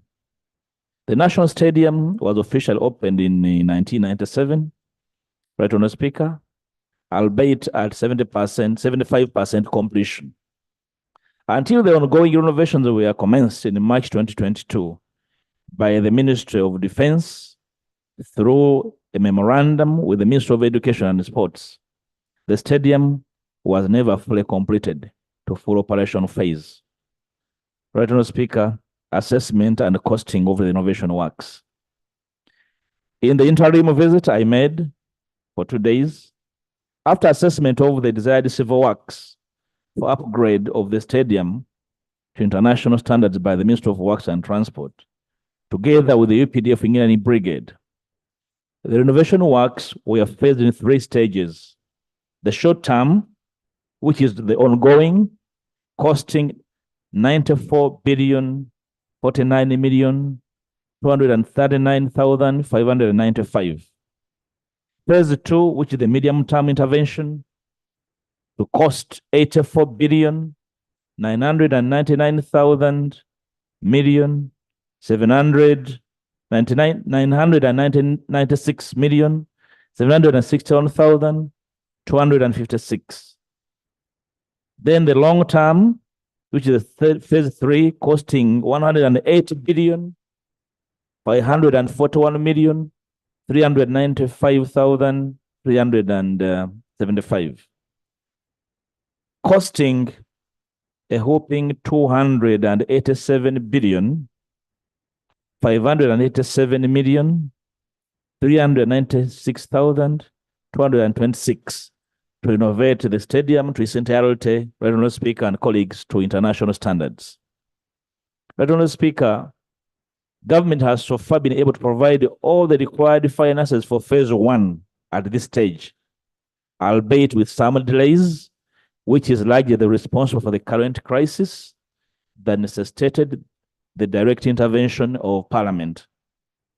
Honourable Speaker, response to major CAF concerns. In general terms, Right Honourable Speaker and colleagues, all the issues raised by CAF were valid, and they are basic requirements for certifying a particular sports facility to host international events. During the 2 days acquaintance with the stadium and its facilities and the ongoing innovation works, I can confirm, Right Honourable Speaker, and attest to the fact that the remaining renovation works can be completed in a period of between 2 to 3 weeks, save for the delivery and installation of the imported floodlights that require the next 30 days, way beyond the prescribed time. But even for the floodlights, Right Honourable Speaker and colleagues, management and the contractor assured us that they have in place a temporary arrangement to install leased floodlights that will supply the required 2,000 lux until that will serve the purpose for the interim period as required by CAF. I wish to report to Parliament that the rest of the requirements on the CAF checklist, for some reason, were not inspected, including the smart stadium facilities that enable automated ticketing and seating. Many fittings are available in the stores of the stadium, and I was able to inspect them. We have advised the contractor in the meeting, Right Honourable Speaker, to utilize the appeal window, which the Minister mentioned, to install them in order to make the stadium ready for re-inspection, if that is an arrangement feasible and available. Right Honourable Speaker and colleagues, I was shocked to inspect stores with materials gathering dust, and the CAF was demanding for the existence. Probably between the contractor and the supervisor, somebody slept on duty and they put up in this mess and crisis, Right Honourable Speaker. Right Honourable Speaker, recommendations and way forward. Right Honourable Speaker, in the interim, the Minister for Sports must ensure that supervision of the contractor is enhanced, especially to ensure delivery of the outputs on the agreed timelines. In the meeting, Right Honourable Speaker, we agreed to a worker frame with very strict timelines of delivery and installation of what is available and being demanded. And somehow, probably it speaks to what the former president said, that if they were involved, some of these should be already in place because they're in stores and they're not probably considered as immediate and appropriately required. 2, the minister should report to Parliament on a weekly basis on the progress made until the requirements are fulfilled and the right to host international matches is restored and confirmed by CAF. So even when they do not confirm, the minister should report so that we can find what is appropriate for him and his team. 3, there is need for an interim audit, Right Honourable Speaker, of the funds so far released for the renovations for phase 1. The audit should not be limited to deployment of the funds, but the entire procurement arrangement, quality of work, and value for money before starting the second phase. Right Honourable Speaker, because this is an interim report, allow me to make this one last statement, which had not included my interim statement relating to the parking space that's on record of Parliament. We were able to have a meeting with the owners of Pioneer Bus that own a scrapyard at the facility parking space. Of course, it's one of the impediments for approval of the stadium for eligibility to host matches. The key director there, Mr. Albert Muganga, was part of the meeting, together with the Uganda Land Commission that offered the company a lease, which as a lawyer I considered out of legal space. The Office of the Attorney General was represented, and the Pioneer people have no problem with removing their scrap. Even by yesterday, they reported that they are looking for space. We gave them this week to remove their scrap from Nambole, such that compliance, at least for the parking facility, is restored. Right Honourable Speaker, I hope when the matter of Pioneer comes to Parliament, Parliament will be very strict in investigating circumstances under which Pioneer bus owners ended up at Nambole, acquiring a lease of 49 years as the Nambole land, and now they are in court requiring compensation of over 25 billion for business loss. Right, Honourable Speaker, I hope Parliament will interest itself in how all this happened, such that we are able to save the taxpayer from this nugatory possible expense. Right, Honourable Speaker and colleagues, this crisis, in finality, should have a permanent lesson to all charged with management of public affairs to appreciate and understand the gravity of their actions and how they impact on public confidence, right, Honourable Speaker, in leadership in this country. I thank you. I beg to submit. Thank you so much. The issue of ULC, first of all, the land belongs to government. That is Minister of Education and Minister of Finance. And Minister of Finance, according to the meeting that we had, the board said they were not consulted for ULC to be able to sublease their land. And as we stand now, the lease expired. So I want COSASE, this is under COSASE, to take it as a priority to find out how did ULC sublease land which belonged to another entity without authorization. And I also want you to look at how much money did they collect as NTR on the land that was subleased. And how did the buses come to be parked in that area as if it is a parking yard? Yes. I want to thank you for your guidance on that. But still, in all we are talking about Nambole, we are leaving out the hotel at Nambole. And many people are dodging it. You remember, Madam Speaker, when we were in the Committee of Park, there were a lot of issues on that hotel. Someone had hired it privately. That hotel was meant for players. It has a swimming pool, fully fledged, a 3-star hotel. And as we talk about renovations, the issue of Nambole Hotel is always left out. And it's very key. For your information, Madam Speaker, the hotel that we're investigating, we're in the same committee. The hotel has been renovated. It was gotten back from those people who had the hotel, and it is now in the possession of Nambole. It has 72 rooms. most obliged, Madam Speaker. And I want here, whenever we are talking about Nambole, that the hotel, because the component of that. The hotel is there. Otherwise, it is disappearing without hearing anything about it. The hotel is available. The way their assets were disposed is not known. But Madam Speaker, since you have stated, I agree with you, but you know, the there are 72 rooms in the hotel, and all of them were vacant. There is a restaurant. Everything is there.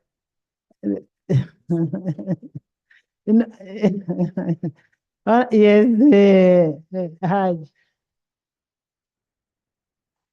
honorable members, this report was informative. You've been debating on this. For me, all I want you people to do as a house is an issue of the buses. Yes. Before your boss.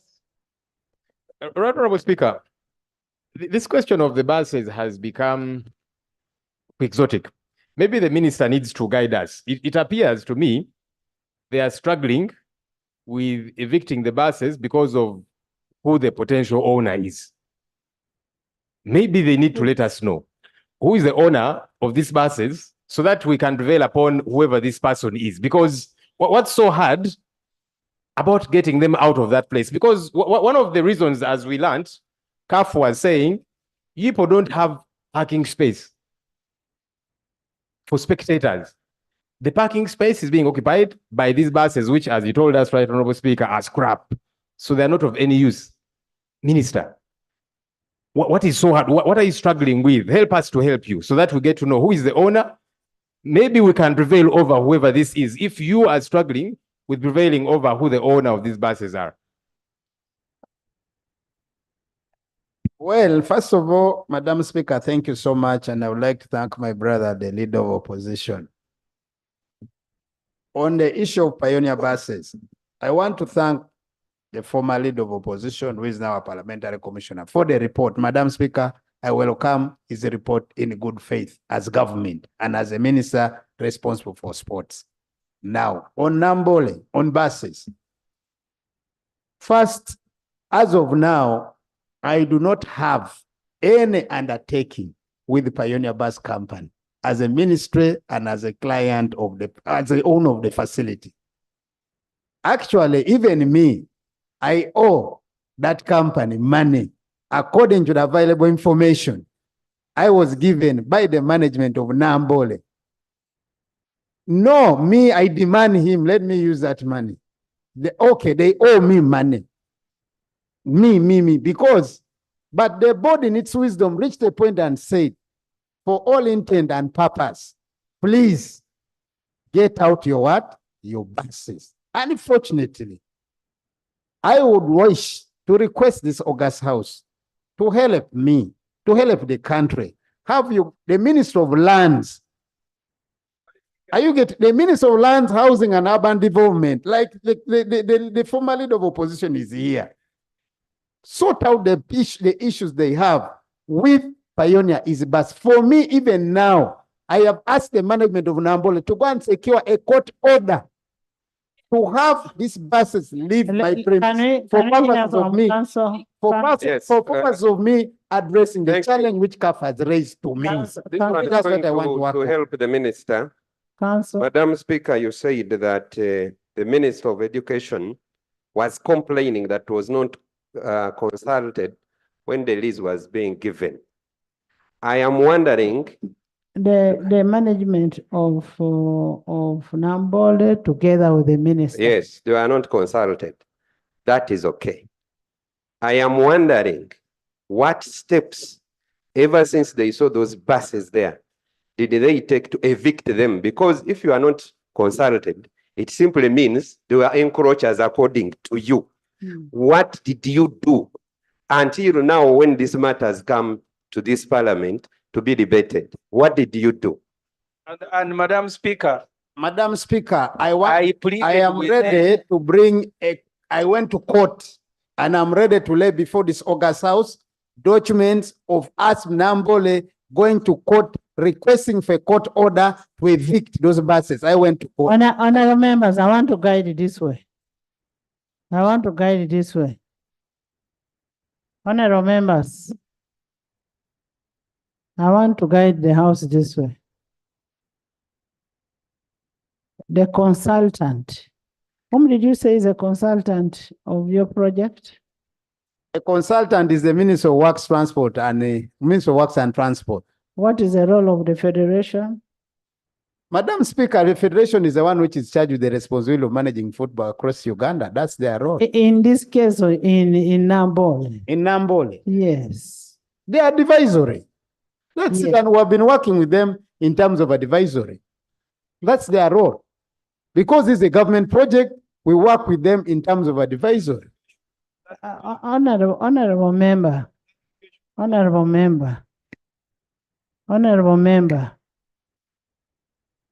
minister, much as their role is advisory, they are responsible for football in the country. Maybe if you had involved them, you would have not got all this, because what you have found out not to be there is there, but it has not been fixed. Maybe because you did not consult. So what you needed to do, as the report as the commissioner has said, that you need to make use of these people to advise you. Madam Speaker, with your permission, colleagues. Madam Speaker, I have not once, not twice, not 3 times, not 4 times, not 5 times involved the federation on as far as the renovation of that stadium is concerned. And the good thing, Madam Speaker, I have evidence. It might not be Engineer Moses Magogo, but I have correspondent. He's the president. I have correspondent to that effect. For him, he's big like I do. But I have that evidence. He's not big. No, he's a federation president. No, you're a minister. You're a minister. The problem, Honorable Guang, the problem, the way you want to deal with the FUFA president, you want to deal in that relationship of in-laws, which do not work. I confirm he's my in-law, Madam Speaker. That one I confirm for the record. That's true. Now, can you now go official? Can you go official for the good of this country? Madam Speaker, most obliged. If you want me to go official, I thought I can still confirm. There's a motion. I have been communicating with him. There's a motion. There's a motion. Before the motion. Yes, information. Right Honorable Speaker and colleagues,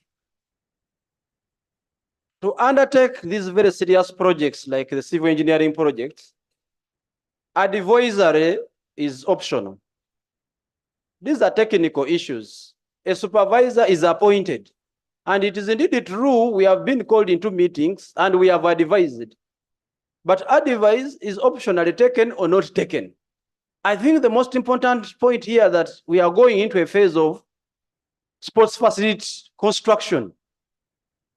It would only be important for this August House to guide going forward that let it be a mandatory requirement that when these projects are undertaken, it is not an option, but a requirement that that the federation technically provides this information as required. Motion. Motion. There's a motion.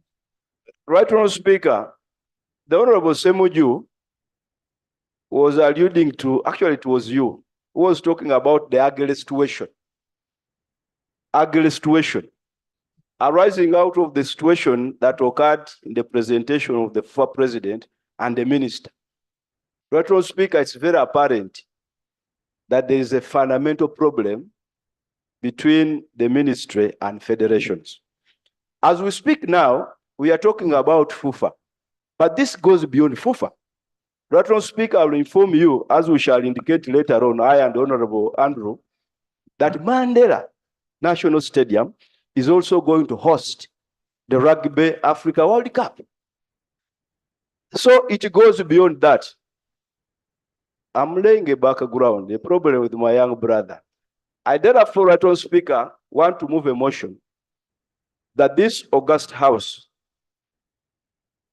enjoins the Minister of Education to ensure that in construction of sports facilities, sports federations become supervisors and consultants going forward. I beg to move. Is that seconded?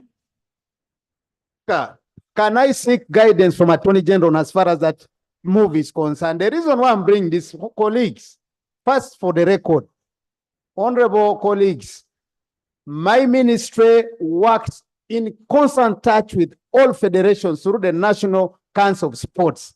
Number 2, on as far as the renovation of Nambole and other sports facilities are concerned, and I'm ready again to challenge my brother engineer here. The good thing, I speak because I have facts. His office did facilitate a meeting between the Minister of Education and the Federation of Uganda Football Association. When as far as AFCON is concerned, we came up with a document, which document defines the roles of each party in as far as AFCON is concerned. So when we come here and we say we are not working together, I get beaten up. Number two, matters of construction are matters of advice from Attorney General, the role of a supervisor, a role of a consultant, the role of a client. I want to request Parliament, allow government to run its duty. We will continue to work with these federations as it has been the case. I thank you. Honorable members, we have a law that we've just passed. Unfortunately, the minister has not brought the regulations. But secondly, in the law that we have, the federations through National Council of Sports, with the National Council of Sports and Ministry of Works are advisors to the projects that concern sports. It costs you nothing. It costs you nothing. You're not doing them a favor. They're actually doing you a favor and working for these Ugandans. Let them be the advisors of what should be done. Is it a cost? Does it have a financial implication? It doesn't. So we should make sure that the federations advise on what should be done. Yes. Madam Speaker, as the way of procedure, I want to advise, if you can allow the Honorable Guang. Madam Speaker, I want to confirm. They do advise. That's true. We work with them. I am on the floor. Madam Speaker. Bring me a letter which you have written to them and ask them that I want you to be the advisors of the project that is ongoing. Please lay the letter tomorrow. Speaker, let me Madam first say. Speaker, you had given me the floor. The Minister of Sports is grabbing it. As a way of procedure, Madam Speaker, there is the legal and administrative issue of handling this matter. I want to request you, Madam Speaker, to ask the Honorable Peter Ogwang, the FUFA president, will take advantage of his presence here. Maybe with the help of the government whip, to go and sort out this matter and come cleaner like they are looking now. They can go and sit and see what role can FUFA play. And then they return and tell Parliament that we have agreed as follows. Otherwise, they are bogging down work of Parliament, discussing details that are never discussed in Parliament, Madam Speaker. Honorable members, there is nothing private here.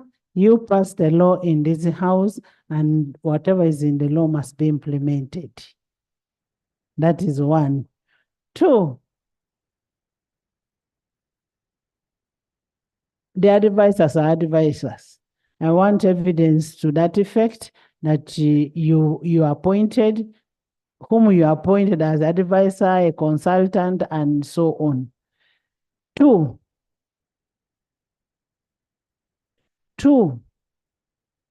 I want you to have the scrap. The scrap that is at Nambole, out of Nambole, using the legal mechanism. Can we have that scrap out of that place? Three, COSASE should thoroughly investigate UNC on how they got that sublease, how much money they got, where they declared it from. Okay? I'm talking to the Vice Chair of COSASE. Most obliged, Madam Speaker. And we need to know how much money has been collected. And even now, when the lease has expired, how much money Mandela National Stadium is demanding from Pioneer buses. Yes. Madam Speaker, first of all, I want to thank you for the guidance you've given. I want to begin from the latter. The lease expired. The 5 years, which I have already made a ruling. Number two, Madam Speaker, I am going to lay on this table You come back and lay tomorrow. But Madam Speaker, I want to say this because the documents I'm going to lay on table should be on record. Number one, I have a documents which I'm going to lay on table. My communication with the Federation. Number two, appointing them? Not appointing them. Okay. Because I don't have powers to appoint them to be the official what? The official supervisors of the works in Nambole. But I have a document which we sat in a meeting, in a retreat, which we agreed on the roles and responsibilities of each party, which we are working towards achieving it. I am going to bring it and lay on table. I thank you. Yes, Laura. Thank you, Madam Speaker. Madam Speaker, I wanted to find out from the Honorable Mpuga in his work as he was looking at the stadium, whether he took into consideration the fact that the stadium has been built to international standards in regards to accessibility for both spectators and users of the stadium and the parking that you talked about. Did you take notice of those things? Because I'm sure that you know that we have an international and national obligation to make sure that the stadium is fully accessible to people who are like me. Thank you. Laura, maybe just before Honorable Mpuga comes in, we raised an issue of a ramp. Madam Speaker, it's not just about a ramp. Listen. Accessibility has standards. Listen, we raised an issue of a ramp, and the engineer said it was beyond a ramp, and they were working on it. Thank you, Honorable Speaker. The Honorable Member is right in asking that question. One of the statements I make in my brief statement is the fact that they have installed smart stadium facilities, meaning that the stadium can be accessed without hassle because they have installed access points from all areas. In one of the challenge areas, CAF was asking for a lift in particular spaces, and the contractor and the supervisor showed us a space where they're going to put a lift where need be. And it's one of the things they must comply with. The beauty is that the lift at that kind of stadium is not a comprehensive engineering work. They can put an interim lift for compliance in the interim. So your question is valid. The smart stadium facility is an access tech facility where from where you're seated, you can buy a ticket. When you reach the stadium, you simply swipe, your seat will be indicated, and you get, and therefore no hassling at entry. It was tested by the Honorable Speaker, and it was proven it works. It's part of the security and ease of access, as well as making it easier for spectators to enjoy the facility. Thank you. Thank you so much. In the VIP gallery this morning, we have Honorable Mutuluza Peter. You're most welcome. Former Member of Parliament of Maokota, North Impigi District. You're most welcome. Former. We also have in the VIP gallery, Honorable Aleper Simon Peter, former Member of Parliament of Moroto Municipality, and is also a SEC member. He's here to SEC, even if you want kid can of DFCU. Thank you so much. Honorable members, I have guests who have been sitting here from 6 waiting for their petition. How I wish we could first dispose the petition. You see this Munyarwanda how he's behaving. Have you seen him? Madam Speaker, I'm just seeking for your indulgence. We have handled a lot of issues on Nambole, but I'm seeking through Madam Speaker to the Minister to provide regulations, because we've passed the law, but it cannot be put into practice without the regulations. All the challenges we are having here are because of the regulations. This Nambole must be taken by National Council of Sports. But without regulations, you can't move. And many laws have been passed here. And there's a delay or latches in bringing regulations, which makes them ineffective. And even it comes to court, there comes challenges with the judges. Thank you, Madam Speaker. Thank you. Madam Speaker, I want to thank Parliament for helping us to have the Sports Act or the sports law in place. It is true, as far as we at the Ministry of Education are concerned, we have constituted a technical team which is leading the process of the formulation of the regulations. And I want to say this, resources notwithstanding, they are one of the impediments which are affecting the final delivery of the regulations. I thank you, but we are working within our main budget or our budget to ensure that the process of regulation being in place is addressed. I thank you. Thank you. Thank you so much.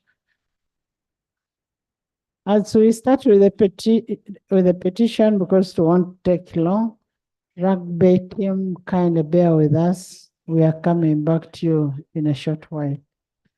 Item 4, sorry, presentation of a petition of the Council for Abavandimwe on the alleged infringements by government on the rights of Banyarwanda who are born and raised in Uganda. Honorable members, petitions are avenues of how citizens of a country get remedies from Parliament on specific matters. To institutionalize this avenue, the citizens engage Parliament under Rule 30 of the Rules of Procedure and the details of the structures of the petitions. The Honorable Member of Parliament, who is representing the Banyarwanda in the House, will now read the petition, and that is Honorable Seungu Joseph Gonzaga. Thank you, Madam Speaker. And as I said last time, there are very many inside here hovering and rotating, all Banyarwanda. But Madam Speaker, a petition, I'm moving under Rule 30 of the Rules of Procedure of Parliament, of the Parliament of the Republic of Uganda. Madam Speaker, the petitioners of the Council for Bavandimwe, a duly registered association representing the Ugandan Banyarwanda community, presented on their behalf by I, Seungu Joseph Gonzaga, MP Kalunga County West, Member of Parliament. Showeth and states as follows. 1.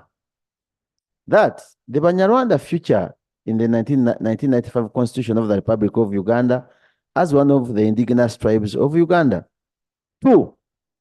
That the Uganda Banyarwanda became an indigenous tribe following the annexation of Rwanda's border territories, Kisoro, Kigezi, Ndorwa, among others. Madam Speaker, that the 1926 colonial population census found a sizable population of Banyarwanda living within the boundaries of Uganda. 4.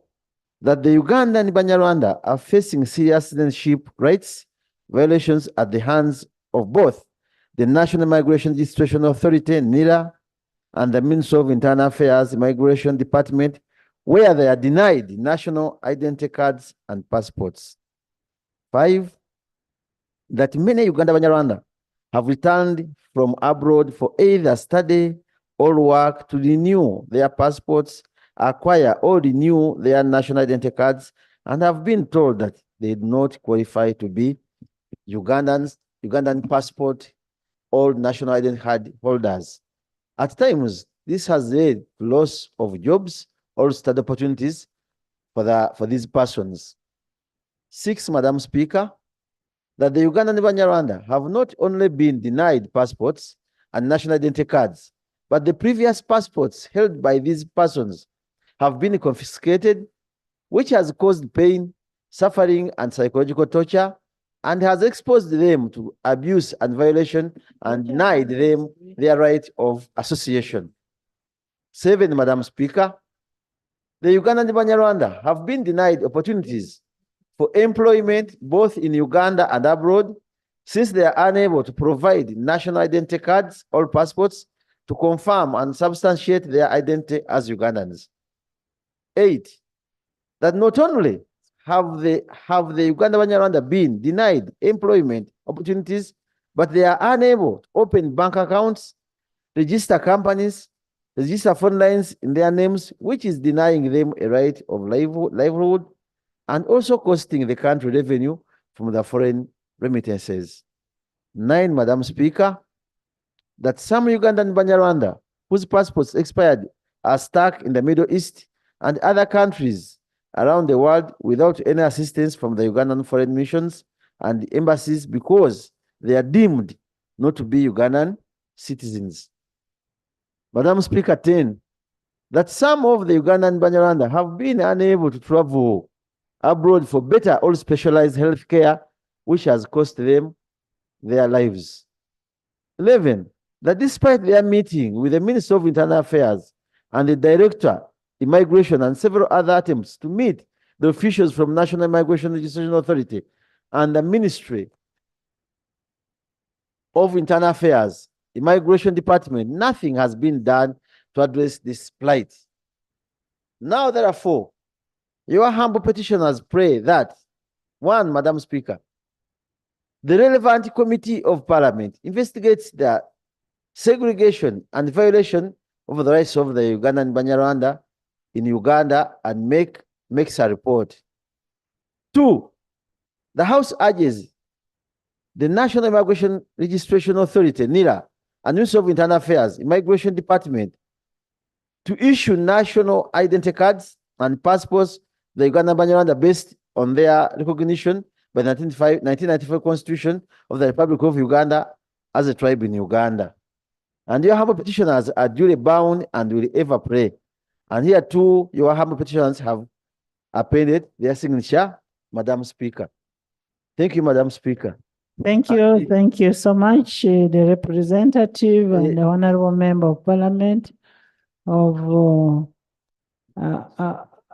Madam Speaker, I was honorable members. They don't debate on a petition. no, yeah, I was only concluding. Yes. Yeah, thank you, Madam Speaker. Madam Speaker, and also to make records clear, we are seriously saying that the segregation is on within Ministry of Internal Affairs, not within fellow Ugandans. So when they come, and I want to correct this because in Uganda these days, everybody is an editor in the social media. So we are complaining about segregation in Ministry of Internal Affairs and migration. Not otherwise, the rest we're enjoying. That's why I'm a member of parliament. And I know members will take this in good faith. And lastly, Madam Speaker, it is very painful that someone is getting a letter from LC1 chairman, he gets clearance from LC2 chairman, LC3, he pays money for the passport, and at the end of the day, is thrown out, denied the passport. So we pray that this petition finds your good wisdom, Madam Speaker, and the interest that is handled as we direct. I beg to move, Madam Speaker. Thank you so much, honorable members. Pursuant to Rule 30 of the Rules of Procedure, the petition stands. Please lay. Madam Speaker, I beg to lay. Thank you. And the petitioners have appended their signatures. Honorable Ebandeke, the Rules of Procedure as per Rule 30 does not allow a petition to be debated upon. If you have an issue in regard to the petition that has been laid on table, you go to the committee and present your issues. Honorable members, pursuant to Rule 30 of the Rules of Procedure, the petition stands referred to the Committee of Defense and Internal Affairs. And the time frame of 45 days as per Rule 3010 stands. So the petition is yes, but I've already referred it, okay? Item 3. It has a procedural issue. Right, Honourable Speaker, I am alive to Rule 30 and your guidance. While on the floor, I sought clarification, but I could raise it as a procedural issue. Your referral notwithstanding. Some time back, I read in the papers that there was a community before courts over an issue related to this. And I just wanted to find out whether the sub-judice rule would not catch us with this referral. That was the clarification I wanted to seek, so that we are very clear on it. The sub-judice rule will not suffice. It is to the pronouncement of the speaker that it will do, but it won't. So let the petition go to the committee. Item Next 3, item. motion for resolution of Parliament to pay tribute to the government of Uganda for the successful bid to host the 2024 and 2025 editions of the Rugby Africa Cup. Honorable members,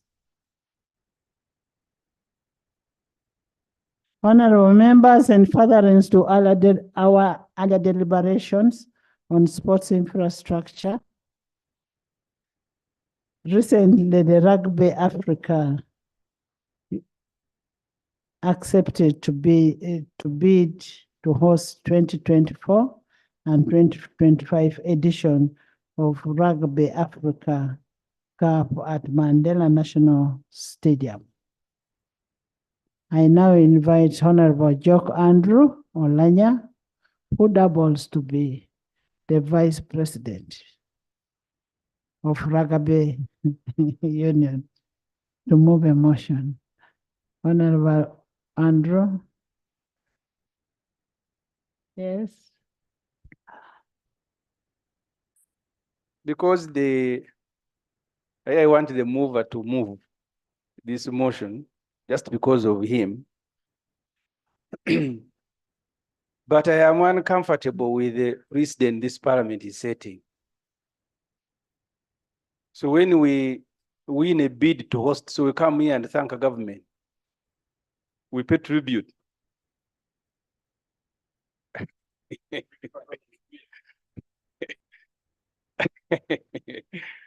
So this is the first time that we now want to thank a government for winning a bid to pay tribute. I actually thought they should be doing this every day. And we can thank a team for representing and winning for Uganda. I fear that we are setting a very dangerous precedent. But because of the move of Madam Speaker, I am reluctant.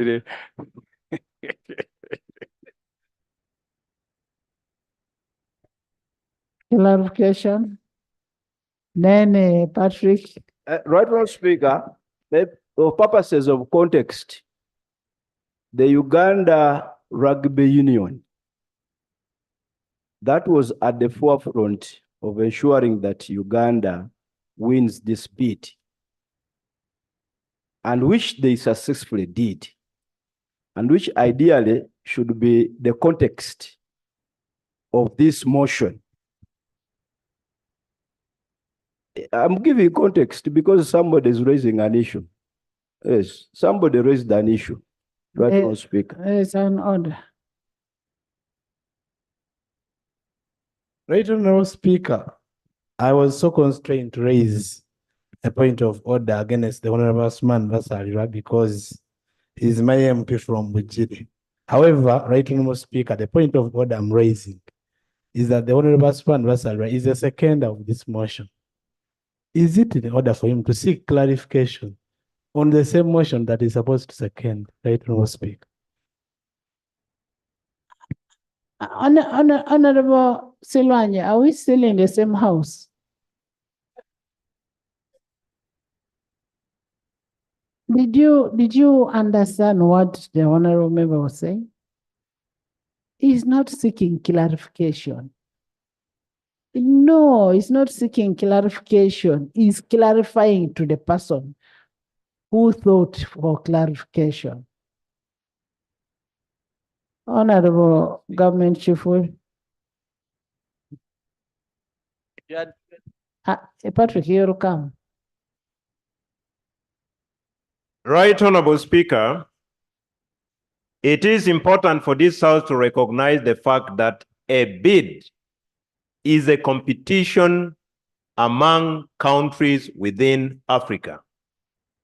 Not only Uganda applied, many African countries applied, and Uganda won the bid to host this competition. And therefore, this is a vote of confidence in the Republic of Uganda. And it is befitting that through this House, fellow countrymen and women get to know that the Rugby Union of Uganda and the Republic of Uganda and the National Resistance Movement will be hosting a competition at a continental level. So that is the gist, because the bid is a competition and our nation won. Very well. Speaker. Well done, well done. Madam Speaker, Yes, Patrick. Thank you very much, Right Honorable Speaker. Right Honorable Speaker, when you read the way the motion is stated, Right Honorable Speaker, the motion is to pay tribute to government. If the motion was to pay tribute to the Rugby Union, we would be very comfortable, even for Andrew to be the one to present it. But if it is paying tribute to government, when the government ministers are here, then we really don't understand why it is crafted this way. When it is Andrew, the vice person of the Rugby, let's change the motion, Right Honorable Speaker, so that Andrew fits in well. We shouldn't appear as if we want to oppose the Rugby Union. Thank you. Attorney General. Thank you very much, Right Honorable Speaker. I have listened to my friend in Samba and my brother, Honorable Semuju. If I have understood their concern, they are not comfortable that the motion is to pay tribute to government. But you see, once the motion is tabled, it will be put to vote. We will vote, and you will make your nay heard, and we will make our yes heard. And then the Speaker will determine whether the motion to pay tribute to government passes or does not. So I subsequently pray that we proceed with this motion. And I want, honorable members, what is important in this motion are the prayers. That is what is important in the motion. Because when you look at the motion, the prayers, Parliament collectively congratulates.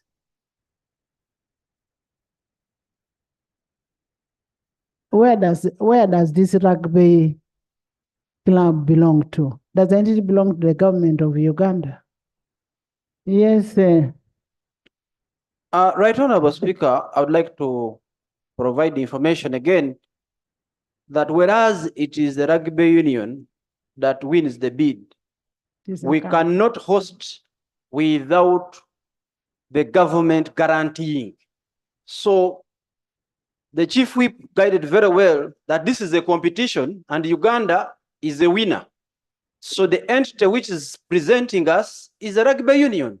But without government guaranteeing, then you cannot have this bid coming to Uganda. I beg you to submit. Honorable members, just like AFCON, it is for that one. But who guaranteed it? It was government of Uganda that guaranteed and even signed the documents of guarantee. Andrew?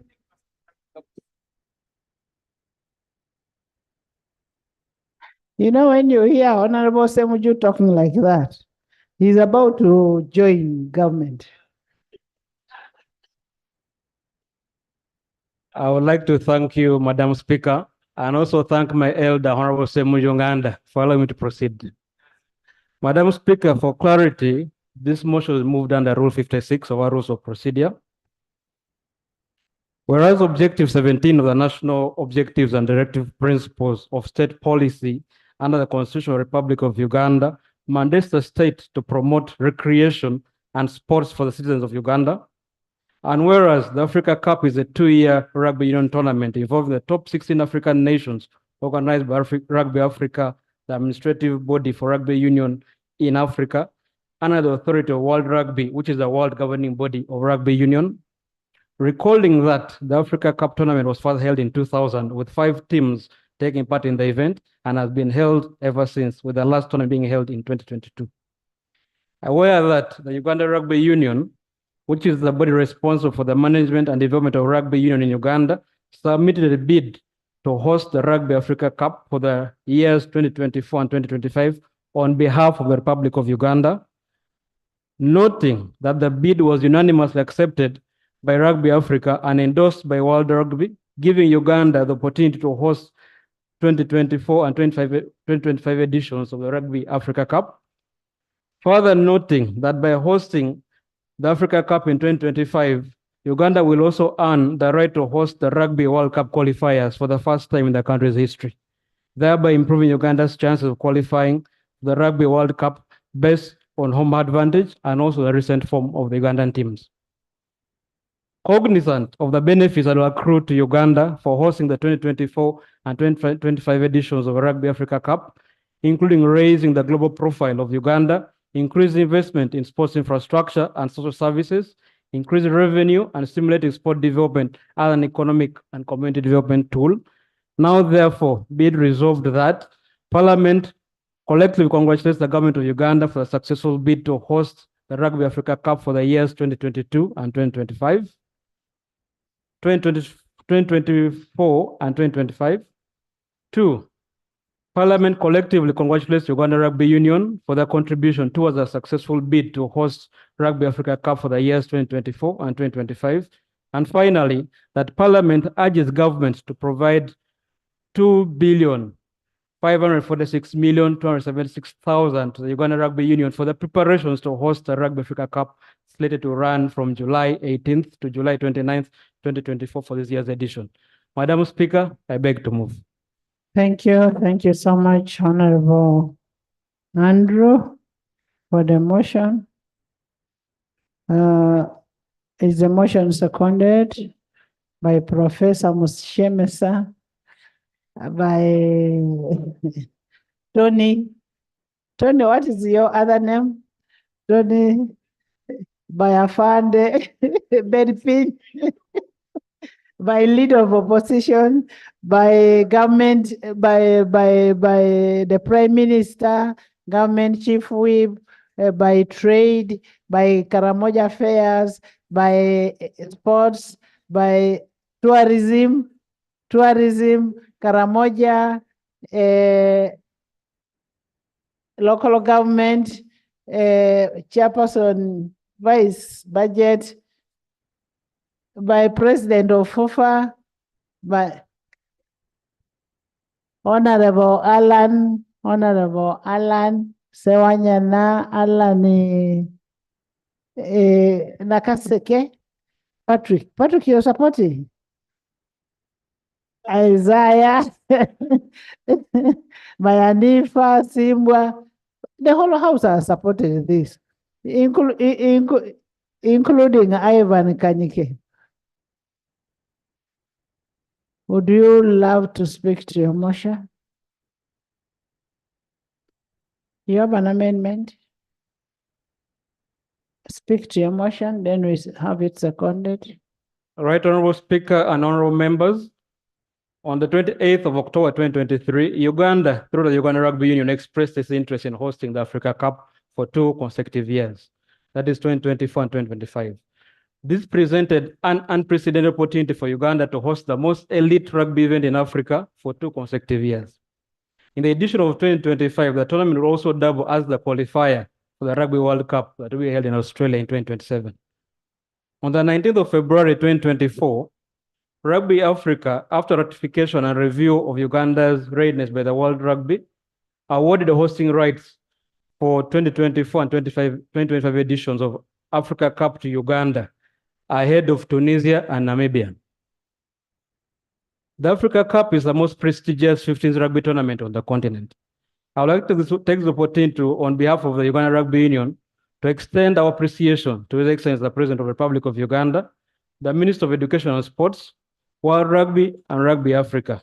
I would also like to extend our appreciation to you, Right Honorable Speaker, and this Parliament for committing your heart to the sports subsector in this country. I would like to thank the Minister of State for Education and Sports in charge of sports, the National Council of Sports, the Uganda Rugby Union that is here, and all the stakeholders who made this bid possible. This is not just about rugby, but an opportunity for us to showcase the beauty of Uganda to the rest of the world. Many tourists are expected to come to Uganda, which is known for its hospitality, the cultural diversity, and the breathtaking tourism destinations. This year's Africa Cup edition will run from the 18th to the 29th of July in Kampala, 2024. We extend appreciation to the Minister of Education and Sports for making Nambole ready to host this rugby tournament in July. The 8 participating countries in order of continental ranking are Namibia, Kenya, Algeria, Zimbabwe, Uganda, Cote d'Ivoire, Senegal, and Burkina Faso. Uganda, that is currently ranked 5th in Africa, is one of the forerunners in not only winning this year's edition, but also qualifying for the 2027 Rugby World Cup in Australia. Not only because of the home advantage, but also because of strategic initiatives that the Rugby Union has undertaken. For instance, Uganda Rugby Union has signed an MOU, a memorandum of understanding with the Blue Bulls Harlequins in South Africa for strategic high-performance residential training of selected national team players.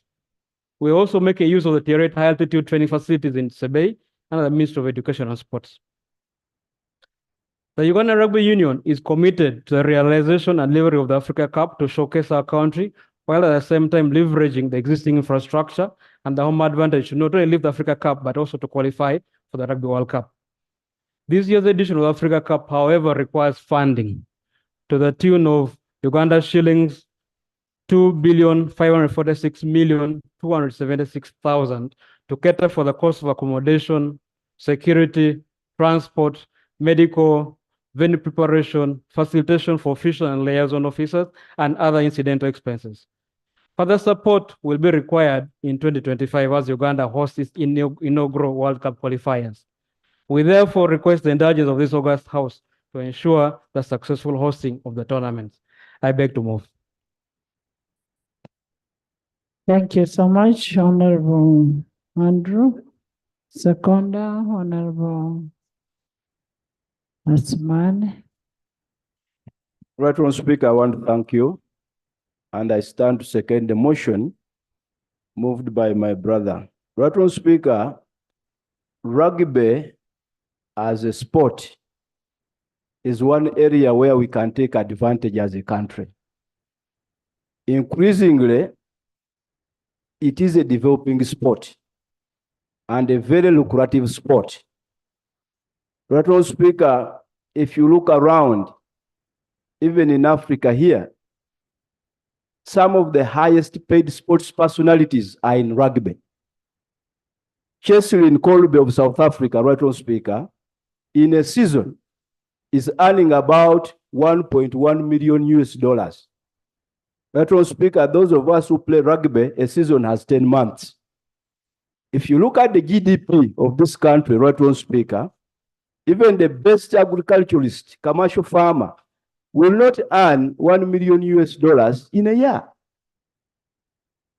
Globally, the highest paid player in rugby, Finn Russell from Scotland, is earning about 1.3 million US dollars. That's about 5 billion in a season, which is about 10 months. Right Honorable Speaker, by us winning the bid to host the rugby tournament in this country, it is an opportunity for two things. Number one, obviously to continue to showcase the country after the Africa Cup bid, but also to an opportunity to popularize this sport. Right Honorable Speaker, as I will indicate when I'm presenting the report on sports and what happened in the games, Even in the East African Interparliamentary Games, there is now a call to include rugby as one of the disciplines in the East Africa Interparliamentary Games. Therefore, Right Honourable Speaker, I want to beseech colleagues to consider the prayers in the motion.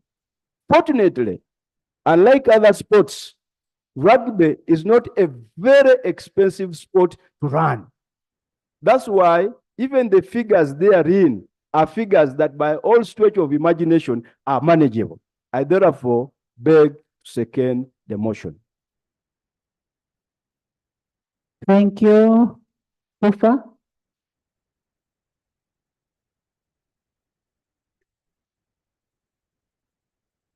Boka? Yeah, thank you so much, Madam Speaker. I want to add my voice to, first of all, thank the presenter of the motion and the seconder, and add my voice to congratulate the government of Uganda, the Uganda Rugby Union, for the opportunity to host the tournament in Uganda. Madam Speaker, as we congratulate the government and the union, rugby is perceived in this country as an elitist and centralized sports that's mainly played in urbanite communities. It's also my prayer, Madam Speaker, that the Ministry of Education and Sports, as well as the National Council of Sports and the Uganda Rugby Union promotes rugby and makes it a sport that will be played in West Nile, in Karamoja, in Chigezi, in Rwenzori, and across the country. Secondly, Madam Speaker, we've talked about the investment in infrastructure, both hard and software, for promoting sports. It's also my prayer as we congratulate the Uganda Rugby Union and the government to invest in sports facilities across the country, including West Nile, where we have a stadium that has been developed through local initiatives. Not so far ago, there was a statement made on the floor of Parliament for the Ministry of Education and the National Sports Council to consider supporting the initiative taken by Engineer Joel Ita and his group to promote the facility in Arua so that Arua and West Nile will be able to host such events. I beg to move. Professor?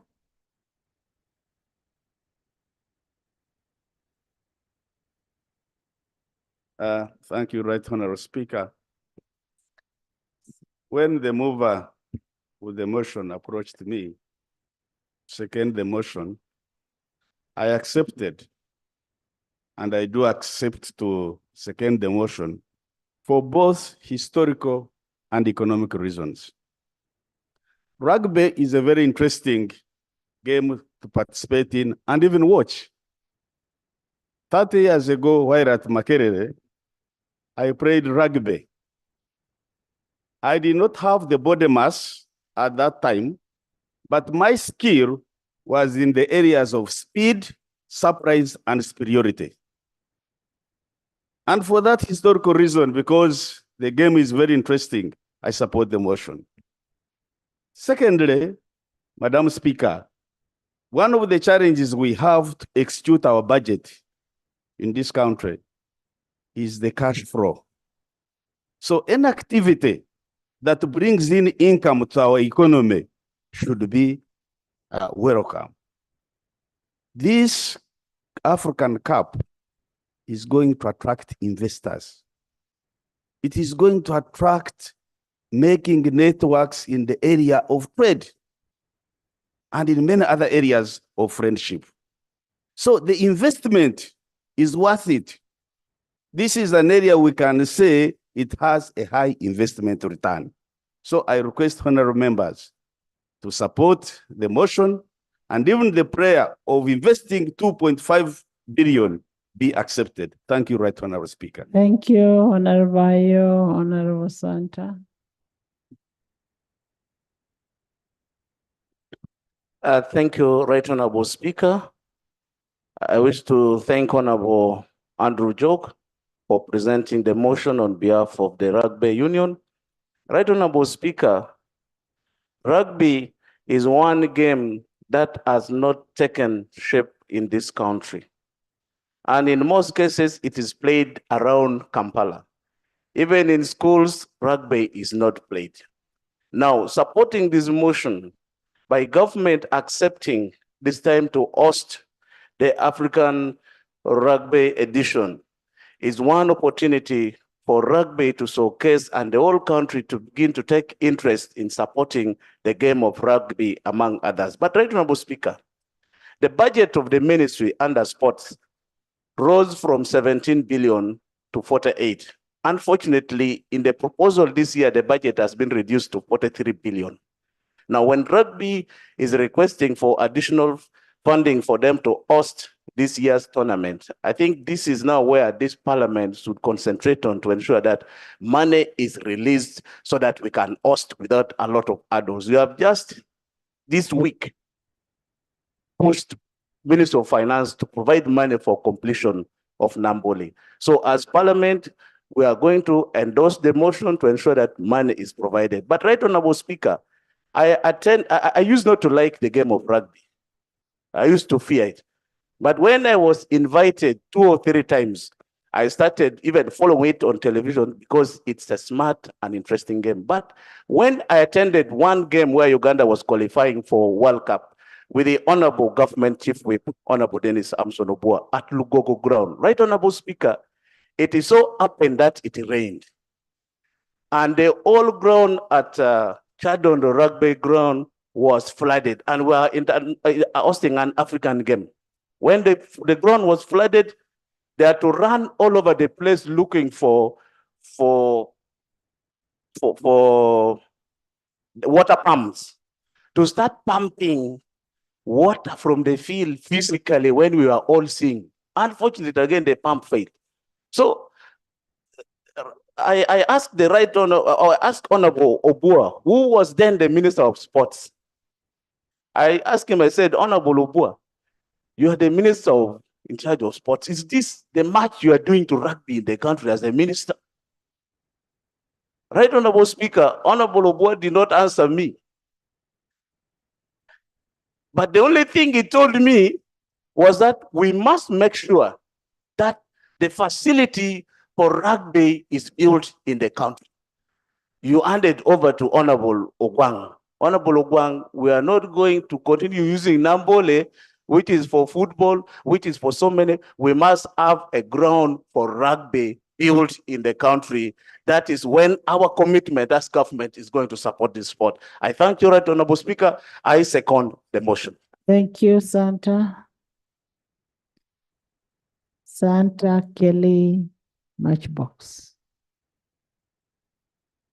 Thank you, Right Honorable Speaker, for giving me opportunity to second the motion. Right Honorable Speaker, I want to thank the government of Uganda and the Rugby Union for really successfully winning the bid to host the 2024 and 2025 edition of the Rugby African Cup. Madam Speaker, why I thank the government is because of the good environment that we have as a government. That's why other countries have really put confidence in us to host this game, Madam Speaker. Madam Speaker, the mover of the motion noted that our bid was unanimously accepted by the Rugby Africa and endorsed by the World Rugby. Madam Speaker, this is a trust that other countries, the whole continent, has in Uganda. And Madam Speaker, this signifies progress. It also signifies the confidence that we have been talking about towards the country Uganda. But most importantly, Madam Speaker, the rugby has been regularly a male-dominated game worldwide. But the Lady Cranes recently won a gold medal in all African Games in Accra, Ghana. just after winning the Safari 7 in Nairobi last year, ranking them #1 in Africa and #4 in the world. Madam Speaker, this is no mean achievement by the Ugandan ladies on the stage of rugby. And Madam Speaker, the team is set to represent Uganda in Poland, Madrid, and Monaco, and in the World Challenger Series in the next 2 months, making them very good ambassador of our country. Madam Speaker, many times our names are mentioned or known for many bad reasons. For example, corruption. Secondly, human rights abuse. Thirdly, Madam Speaker, our names are also mentioned in other wrong way, Madam Speaker. But in rugby, we find our flag being held high in a good way, and this can sanitize the country that we all want to enjoy. Thirdly, Madam Speaker, the rugby union have been within their own structures in Uganda supporting the tournament. But it's my humble consideration and prayer that the government of Uganda this time round come to support the team and the game which will be played here. And Madam Speaker, I want to note this, that most of our players are coming from the north and from the east, these girls. What about other areas of the country? For example, in Western Uganda, we have very strong young girls there, the Bachiga, are known for their strength. Madam Speaker, it only needs us to tap the talents which is enormous in this country. And through supporting this game, Madam Speaker, finally, Madam Speaker, I want to urge government, and particularly the Ministry of Finance. I'm looking around, I don't see them.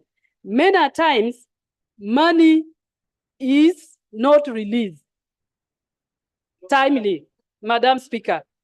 And it's my humble request that this time round, the Ministry of Finance give the rugby team money so that this game and this milestone, Madam Speaker, that is raising our flag high, be realized with the rugby team. Thank you, thank you.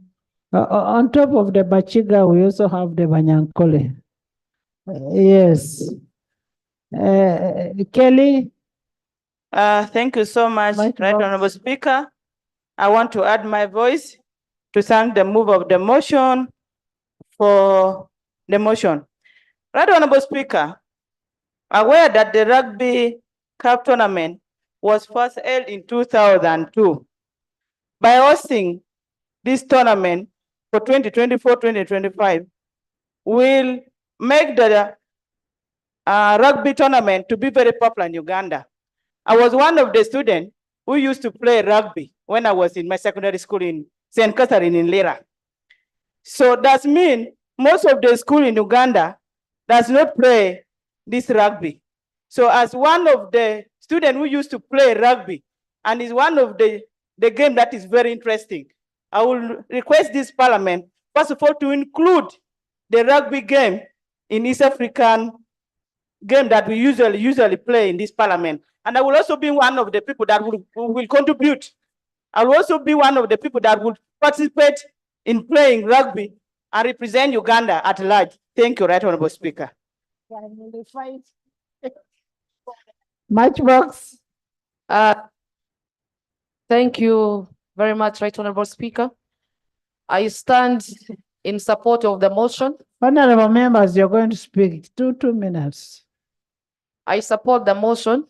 Right Honorable Speaker, sports is sports, and sports in any form must be supported. There is a procedural matter. Madam Speaker. Whenever we go for East African games, the chairmaster is Honorable Semujo. Chairmaster. Because for him, he doesn't even know how to hold the ball. Madam Speaker, I have been playing number 7 in the parliamentary team, even scoring. Yeah, the Honorable Gwanga knows it.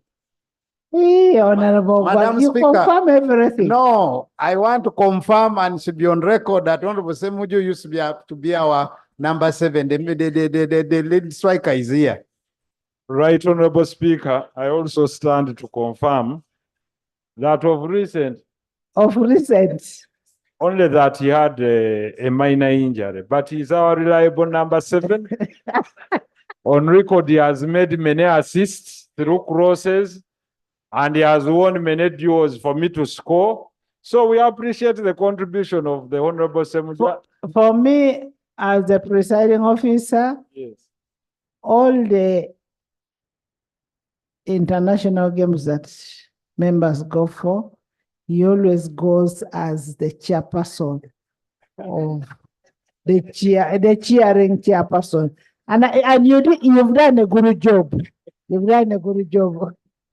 Madam Speaker, the biggest player in this motion is being submerged by the debate. That's a procedural issue. No. We have 2 months to go. Listen. If you can allow me to raise it. Listen, I know what you want to raise. And I am going to ask the Minister of Education to make a commitment because it has an effect on Article 93 of the Constitution. Can I now raise it? Okay. So the biggest player I see here is that the Federation is pleading for 2.5 billion to host a tournament that is 2 months away. I thought, Madam Speaker, that government will immediately help us deal with that. Because the other day we had the rugby team stranded in Rwanda. It had to be aided by General Muhoozi, who sent 90 million. I mean, basketball. So can Madam Speaker, before that matter is submerged by the debate of thanking the government and His Excellency and his wife, who is the Minister for Education, can the government help us deal with a specific issue to allow the team prepare? Because 2 months to go, they are pleading for money. Thank you. So let's first thank General Muhoozi for supporting the club in Rwanda. Join me in thanking General Muhoozi because it has come from Honorable Semuju. Right, Honorable Speaker, as I was saying, that we should support all forms of sports in this country, since mostly it's the young people who are involved and their energies they're putting into these sports. I would want to request the government that we should not allow it to come to waste. Now, when it comes to sports, Right Honorable Speaker, as a culture in this house, when we had our East African Parliamentary Sports in 2022, and even last year, a report has never been laid on the floor. So I would request that if the chairperson of East African Parliamentary Sports could also bring for us a report regarding on our performances of last year and the other year. Second, Right Honorable Speaker, when we were talking about sports, we talked of government was talking about construction of other stadiums. But we remember in Njikuru Dorcas, who came from West Nile, has been a golden girl.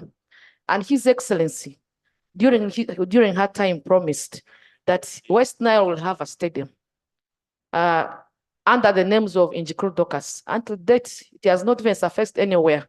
So I also want, as we talk about rugby, I support the 2 billion that Parliament should support, but also we include Njikuru Dorcas too as well, when the time comes, because the ministry has only been talking about other stadium, but forgetting about the Njikuru Stadium that has been there right from day one when she was a golden girl. Thank you. Thank you so much, Honorable Minister. Take note. And then can we have our medals, our trophies laid on table tomorrow from the chairman? The medals, I'm saying that you've guided that the chairman is looking at me with bold eyes. Mr. Chairman, that is yours. Yes. Right, Honorable Speaker, the report of the recently concluded games in Kigali is ready. The medals are available, both individual and group. And with your indulgence, they can be presented actually tomorrow.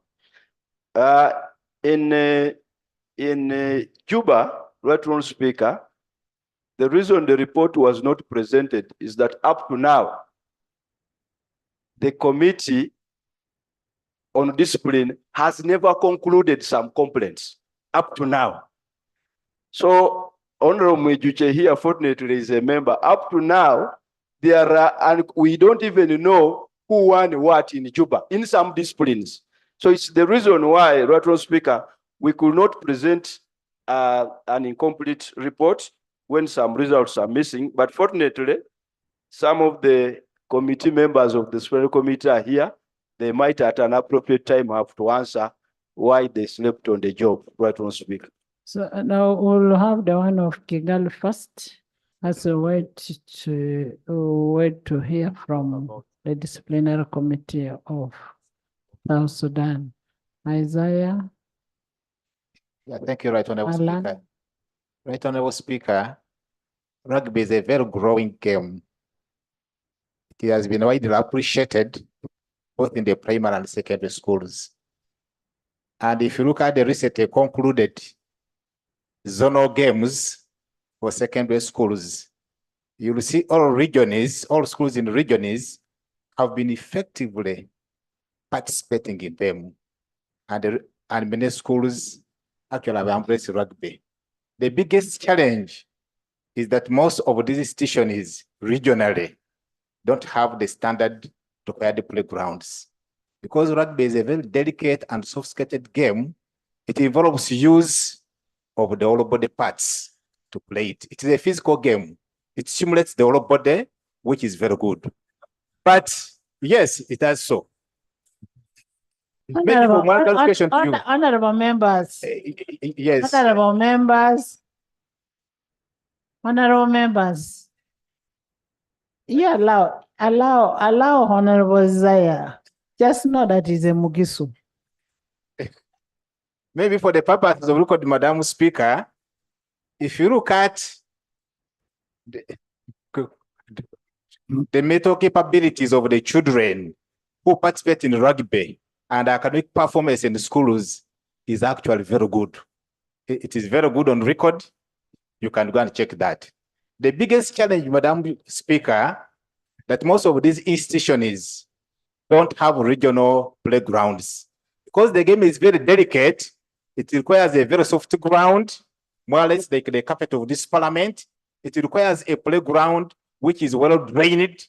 It doesn't require a playground with any minimal stones. That's why, Madam Speaker, I'm in agreement with the support of the 2 billion shillings to go and improve on the existing playgrounds. Because I remember in 2016, 2017, we had the National League of Rugby and it was postponed during heavy rains.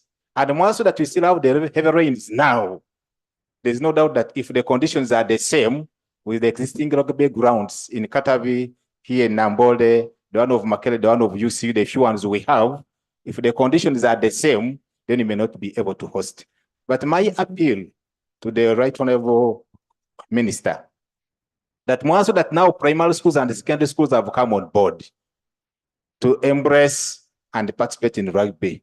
In your planning, do whatever it takes to ensure that at least zonal grounds are put up in every region of Uganda to encourage institutions to come up and participate, because that's why we can get the younger players who can come on board to play rugby for this country. And Madam Chair, Madam Speaker, somebody talked about the West are not participating. If you go to the national team, which go for Fiesta Games, always for East Africa, to represent this country, you get even children from all other parts of the country, including Western Uganda is on board. What is only important is to facilitate the ministry to ensure the playgrounds and other logistics are in place to support those institutions. Thank you. Thank you. Achara. Achara Alan. And I come. Thank you, Right Honorable Speaker. I want to take this opportunity to congratulate the government of the Republic of Uganda for having won the bid, but also putting into consideration, Right Honorable Speaker and colleagues, that the Ministry of Education and Sports should implore moving forward that some of this budget that come as an emergency should be something that is planned for every financial year. So that also as we work towards achieving some of these core curriculum activities at school and also at the national level, Parliament is always not put at this kind of emergency, especially now that we are looking at 2.5 billion shilling and Uganda is limping economically. The taxpayers out there, they may think that Parliament always just approve anything. And yet these are some of the things that can make Uganda achieve the Vision 2040. I beg to submit, and I want to beg my brother, Honorable Minister Peter Wang, to take this into consideration. Thank you. Thank you, Alan. Thank you, Madam Speaker. I also join this Parliament to congratulate the two rugby teams for winning the gold in Ghana and even winning the hosting rights for the 2024 and 25 editions of the African Rugby Union. But Madam Speaker, I would like to urge all members of Parliament here to join in the race to promote rugby in this whole nation. The way you do to football and netball is the same way as leaders we should do to rugby, because rugby as a game, it has promoted Uganda very high. I remember when we went to the Commonwealth Games in Australia, our rugby sevens team performed very well. And when we went to all African games, it performed very well. Because if your time gets over, don't just switch on. Sorry. Okay, finish. You You had forgotten because you have been away for some time. So the mind had forgotten so many things. Okay. Madam Speaker, I thank you for this additional time. So members, we can also, as members of Parliament, organize these tournaments in our own regions in any way. That's how we will get concerned about the playing fields, the nature of the game. And by the way, one of the members has said that it is a scaring game. No, rugby is like another game. It has its own rules and it is very comfortable being played. It is there in some schools and there is a tournament at national level for schools in the rugby, from the rugby union. So we can also enjoy it, organizing it to ease work for the rugby union. Otherwise, I congratulate you because it is not easy to get Africa games here. We've seen how we struggled in football with the Africa Cup of Nations up to now. We don't have the qualities to organize AFCON. We are struggling with them. But for you, you got the qualities even before government could intervene. We thank you very much. So 2 billion is too little. We can order here like they ordered for 17 billions to be wired on your account tonight. That is how government will.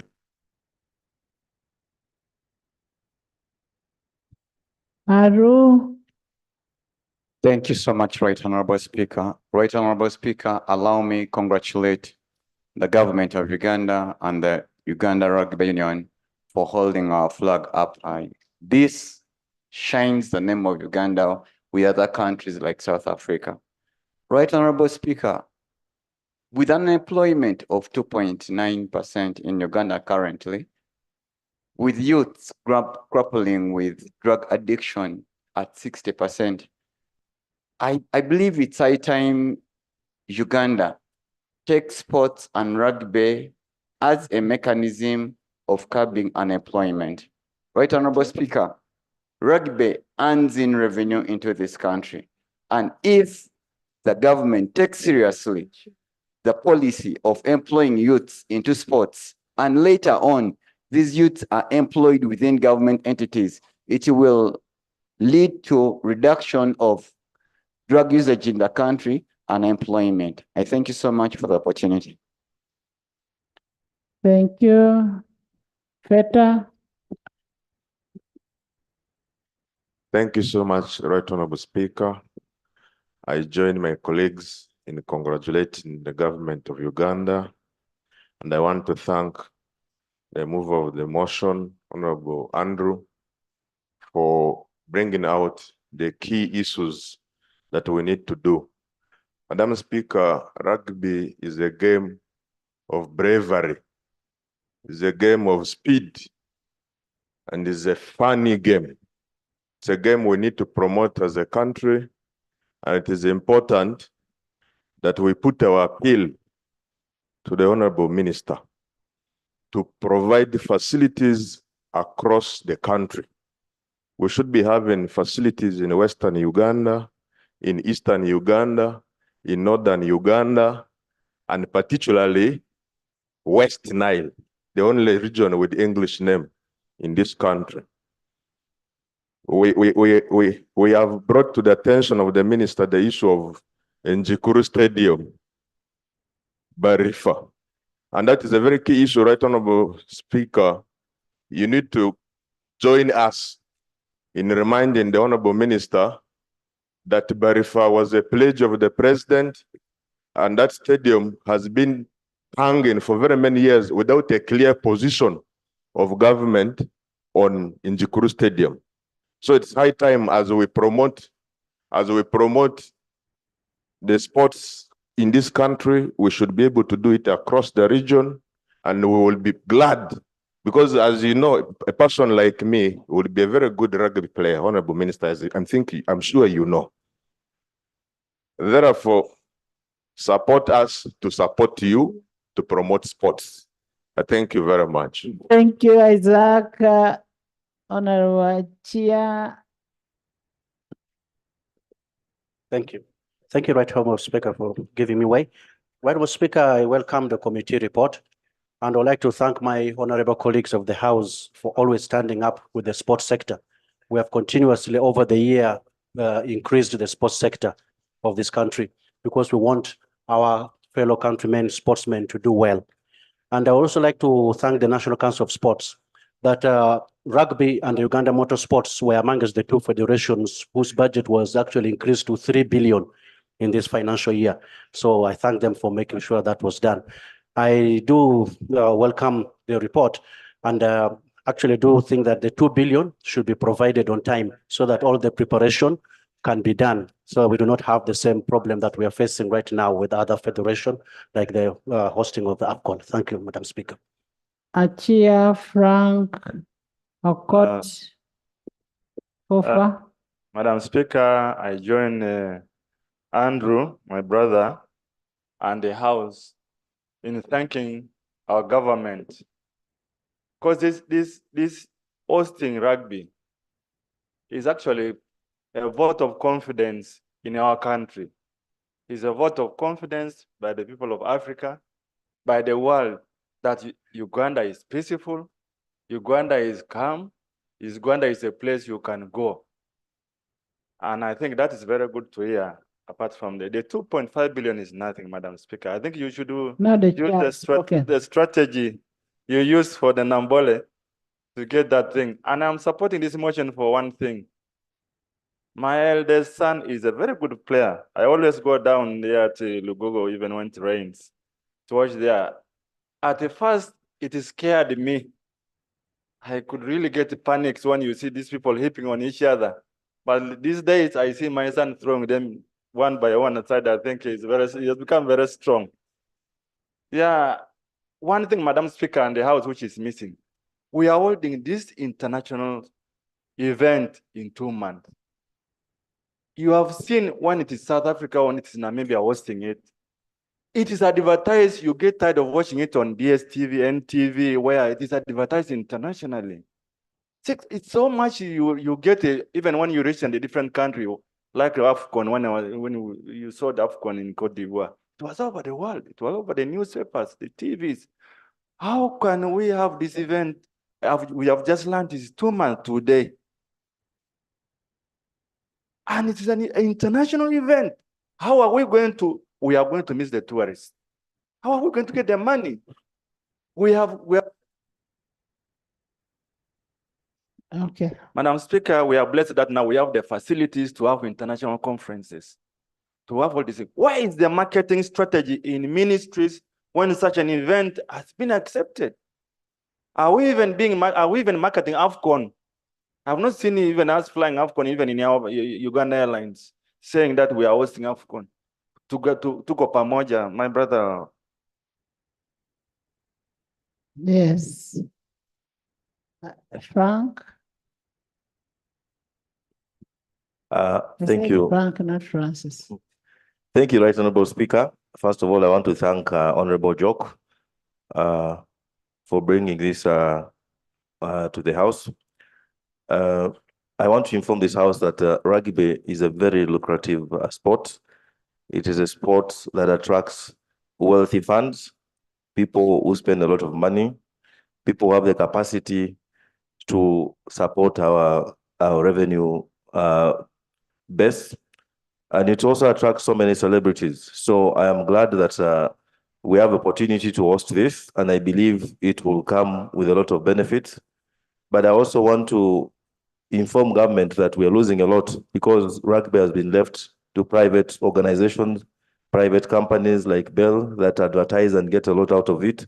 So it's the time for us to take up and support the sports so that we can be able to nurture talent all over the country. And also it's a sport that brings people together to make decisions collectively. And that is what we need to push as government so that we can be able to learn to work in harmony and also keep our communities healthy. But in terms of revenue, I believe we are going to benefit, and it's why we need to put a lot of emphasis and resources to support this program. Thank you so much. Thank you, Harriet. Harriet. Thank you very much, Right Honorable Speaker. I want to congratulate the government of Uganda for successfully winning this bid. In the year 2004, Right Honorable Speaker, myself and the mover of the motion, Honorable Andrew Ojok, joined St. Mary's College, Kisubi, where we played rugby. But he was a very formidable rugby player. And around that time, there were just a few schools that were playing rugby.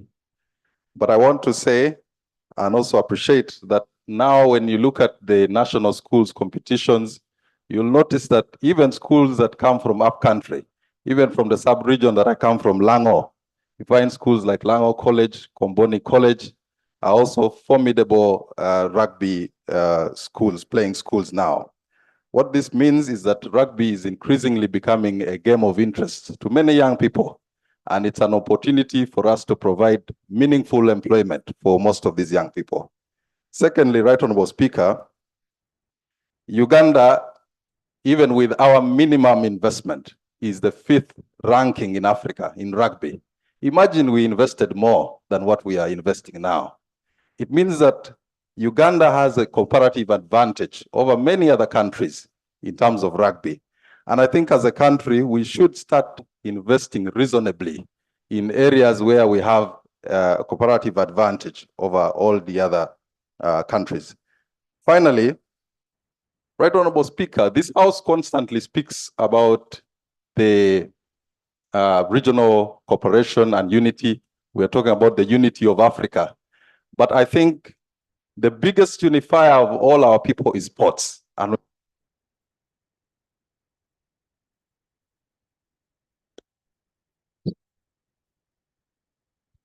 Thank you, Right Honorable Speaker. I stand to congratulate Uganda upon the milestone, and I too stand in support that the 2.5 billion be provided to the union.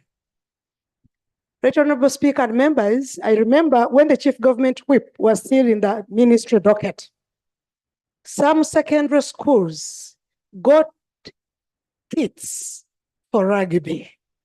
And I applaud you, sir. But it appears as if that has faded because much as we are promoting rugby, it is within our knowledge that this is a game that is not common. It is not in the public domain. Personally, much as an MP, even if you took me to rugby, I don't know even what to do. Our schools don't have that. And in Runyoro, they say, akasojo kachumita nikakiari kato, that when it is still young, that is when it pierces the best. If we instill this in schools, then it is automatic. Then Honorable Speaker, people have loved the Runyera thing. Yeah, clarification that it is sharp, more sharp actually, when it is still young. So let's instill. I know Honorable Solomon is trying to give to interpret it in his own way, because definitely I know that when I'm talking about the young, he may not be in that docket, and he's still trying to fix himself in that docket. So, Right Honorable Speaker and members, I propose that the giving of the rugby kits in secondary schools and probably primary schools continues, and also request our ministers. Whenever you bring things like this and they come and every time we have to fix in, yet we have time to plan. Kindly. Thank you. Francis Mpindi. Francis Mpindi. Chief Francis. Thank you so much, Right Honorable Speaker. Right Honorable Speaker, on behalf of the people of Buhweju, who are the champions of Ankole football tournament, I support the motion. And the Honorable Minister knows that I'm a very good supporter of football and rugby.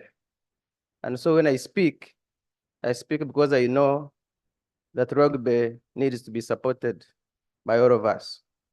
But two, I also need to put the record straight. When my colleague said that the disciplinary committee slept on the job, Right Honorable Speaker, you know that all the assignments you have given me, I have perfected them. I was the commissioner here, I served very well. And the people of Buhweju are very happy. But the issue of the disciplinary committee, we will be going to Arusha soon with the chairman to come up with the report of South Sudan so that this thing is put to rest. I want to thank you. Thank you. Mpindi.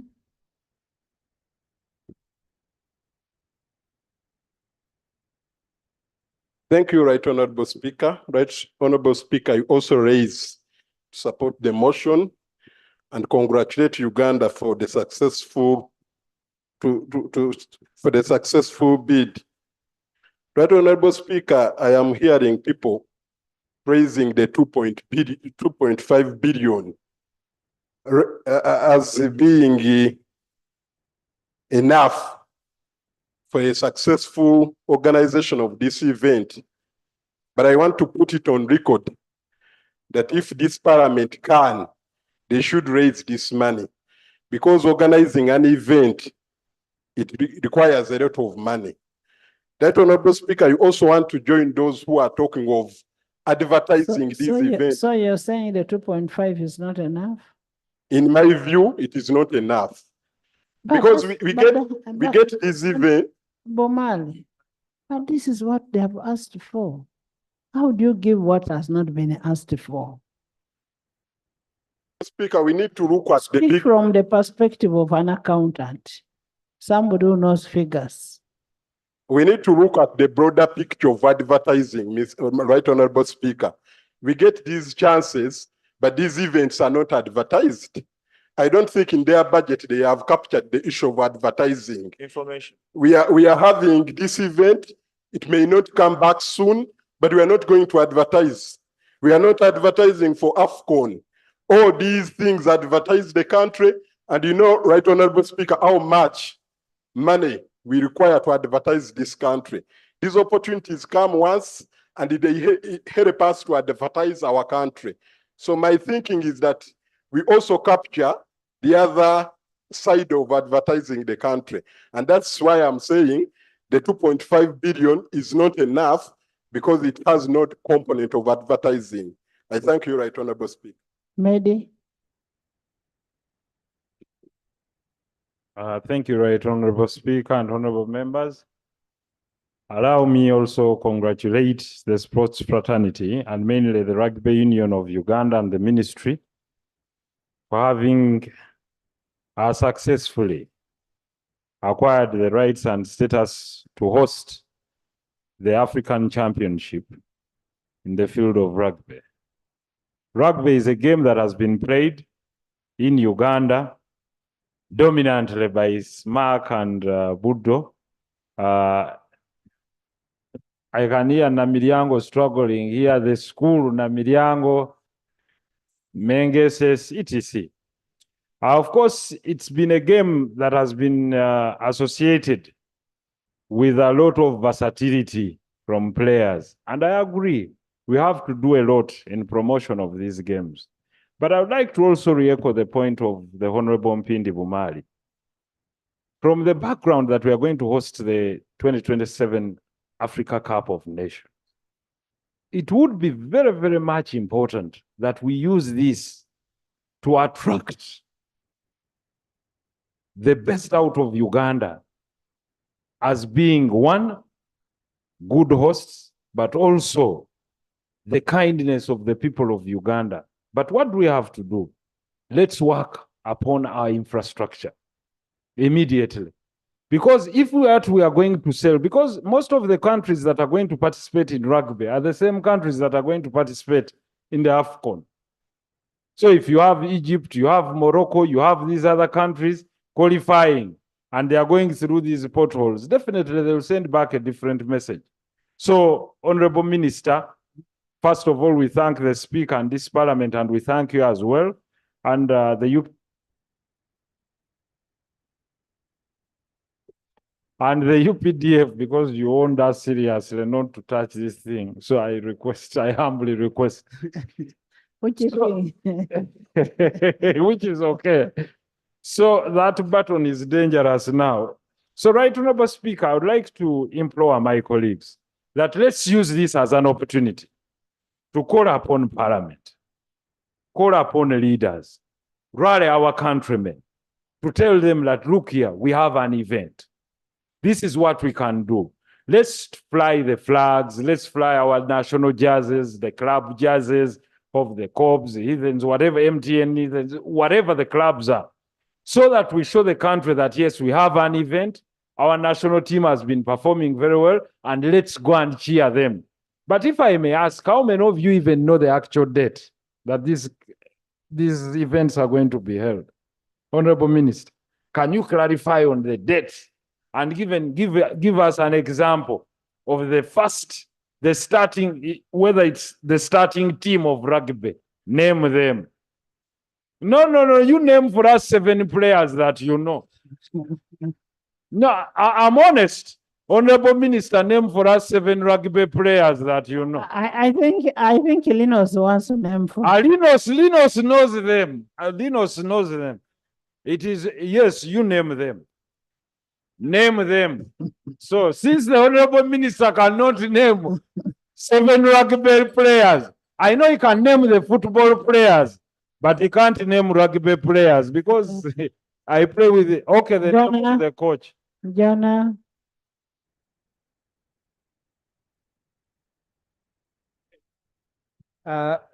Right Honorable Speaker, I rise to support and endorse this motion in its entirety, but would like to state that prayer number 3, which is about urging government to release urgently 2.5, is a big embarrassment on the side of government.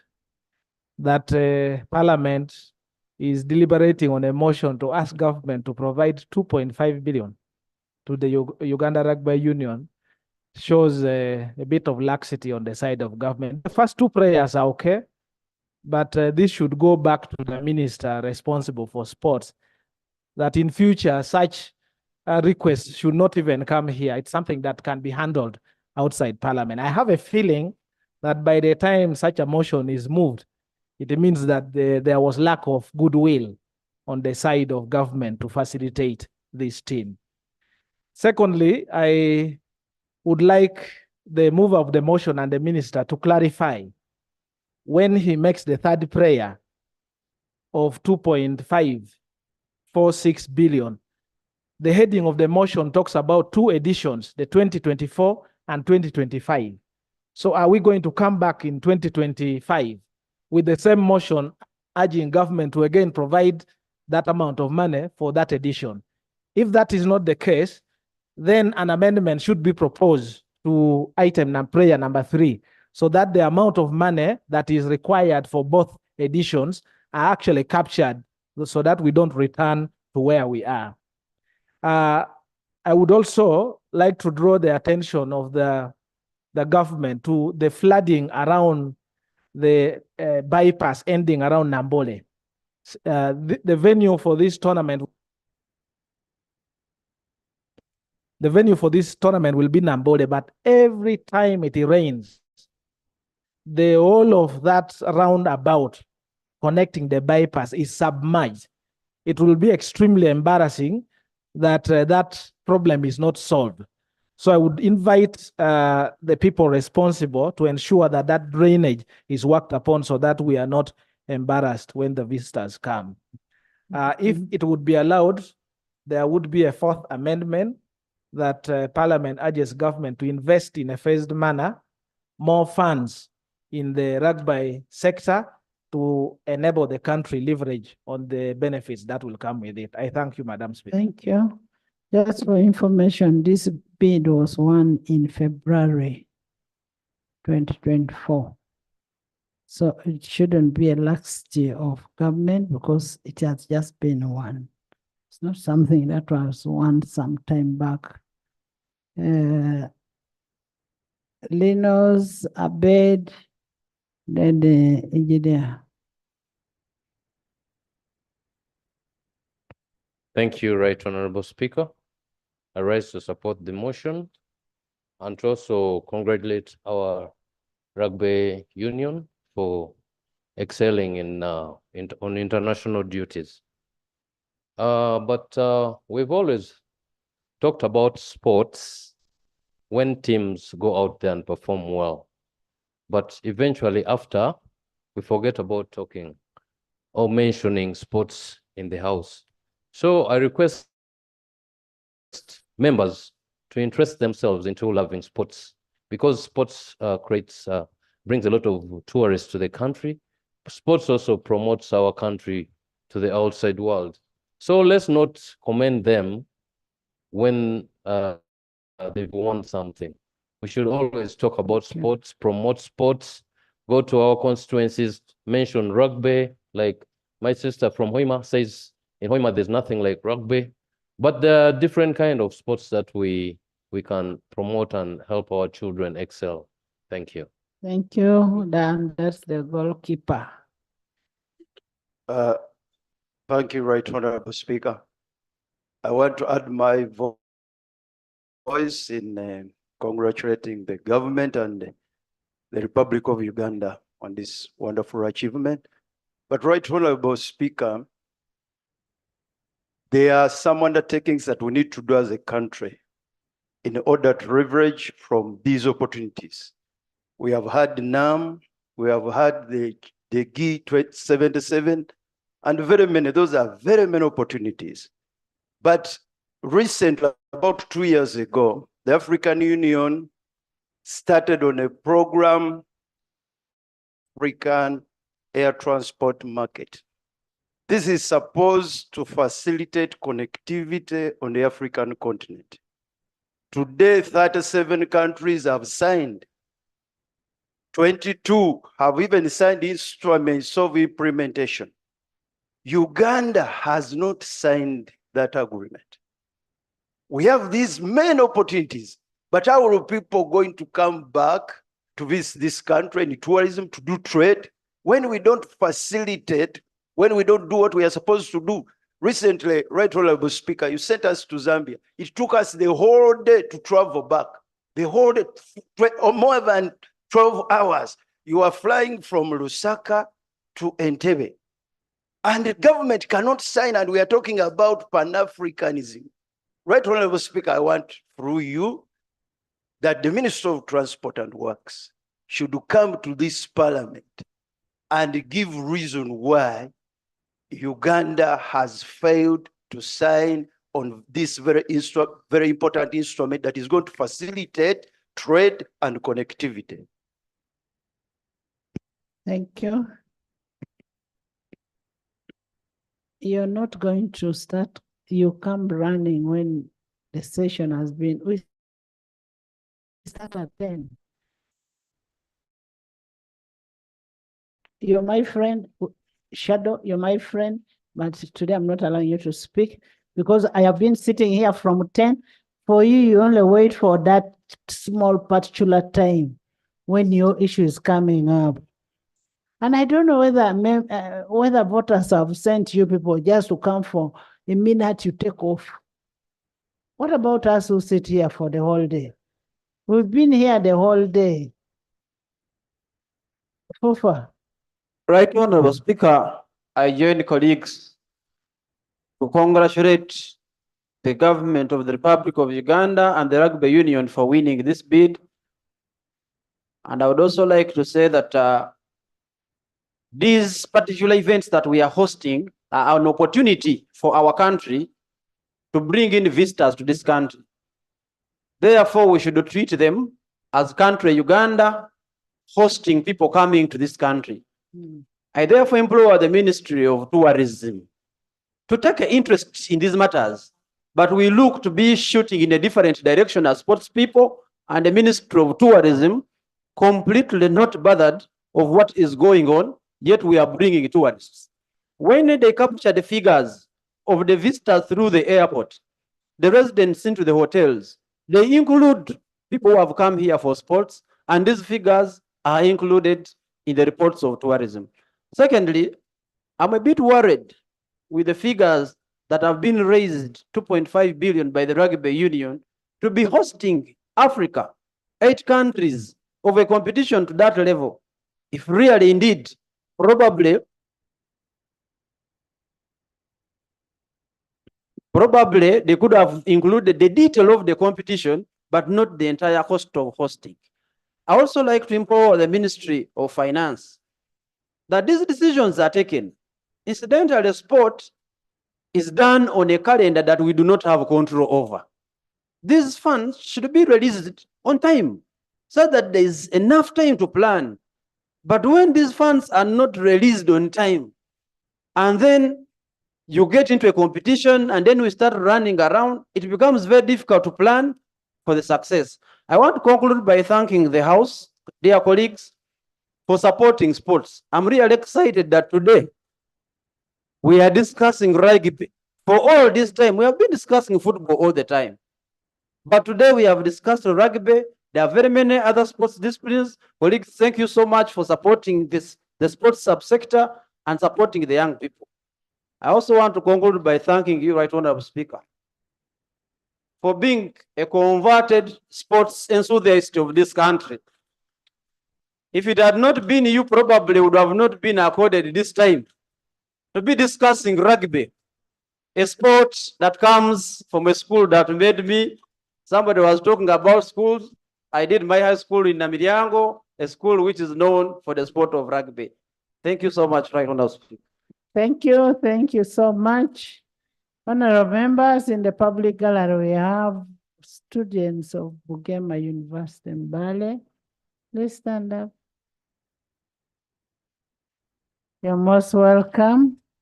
That is in Mbale campus, and they are represented by Honorable Nakayenze Koni Mai, Koni Galwango, and Honorable Ambede Says. You're most welcome, and thank you so much for coming. Honorable members, please sit. Honorable members, hosting and supporting this sport comes with opportunities to this country. And when it comes to the opportunities, including positive image to the country. So as members of parliament who love our people, who love Uganda, who speak about Uganda, we need to support sports. because it is only sports that markets this country. However much you don't like Uganda, but for now, speak about the sports, and the sports will speak for Uganda. The Rugby Union, I want to congratulate you for winning the bid, and I want to congratulate Uganda. Could we get a commitment from the minister of my little minister has really suffered. Madam Speaker, first of all, I want to begin by congratulating Parliament for the support which you're giving towards us as the sportsmen and women of this country. I think we need to clap for ourselves. I have a few observations to make in line with the discussion which has taken place. Number one, I congratulate my brother Andrew Honorable and the entire, I see the president and the deputy president and the entire Rugby Union leadership, which is before us up here. I think, Madam Speaker, with your permission, can I request them to stand up for recognition?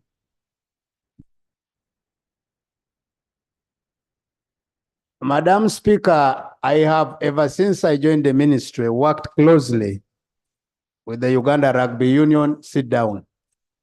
And is the reason when the leadership of this union requested government to guarantee by writing a commitment letter, I did do it on behalf of the government. No wonder the Rugby Union Africa agreed that we must be given this hosting bid for 2024, 2025. So that is the first commitment of government.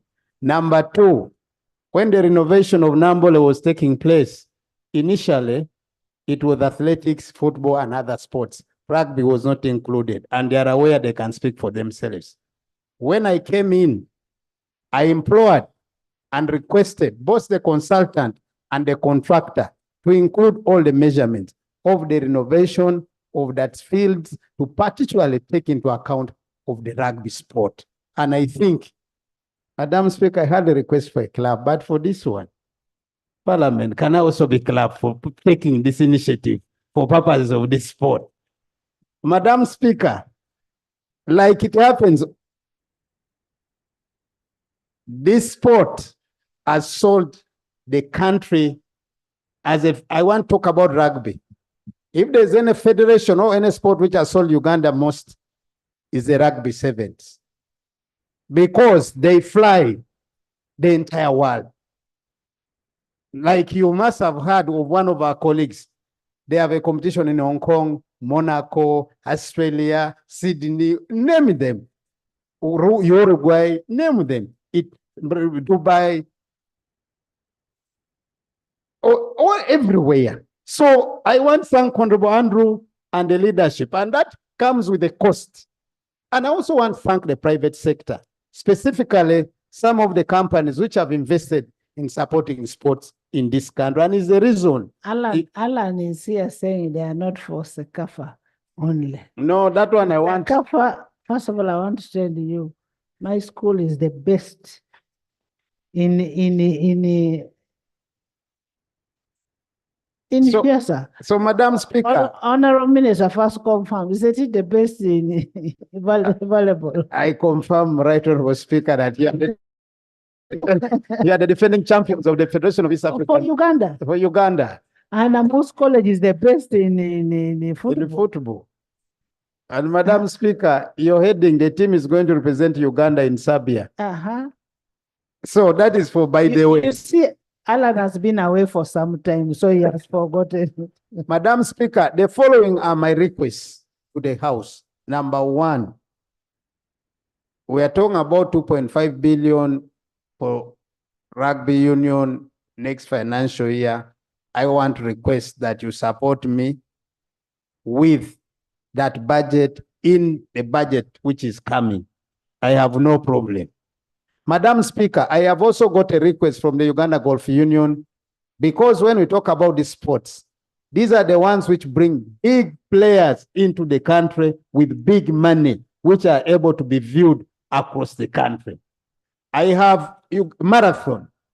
we are coming up with what we call the Kampala Marathon. Madam Speaker, I will come back to the House because in my considered view, if our children go to Boston, go to New York, go to Valencia, go to Madrid, our own children from here, why not bring such opportunities to Uganda for purpose of us marketing our country?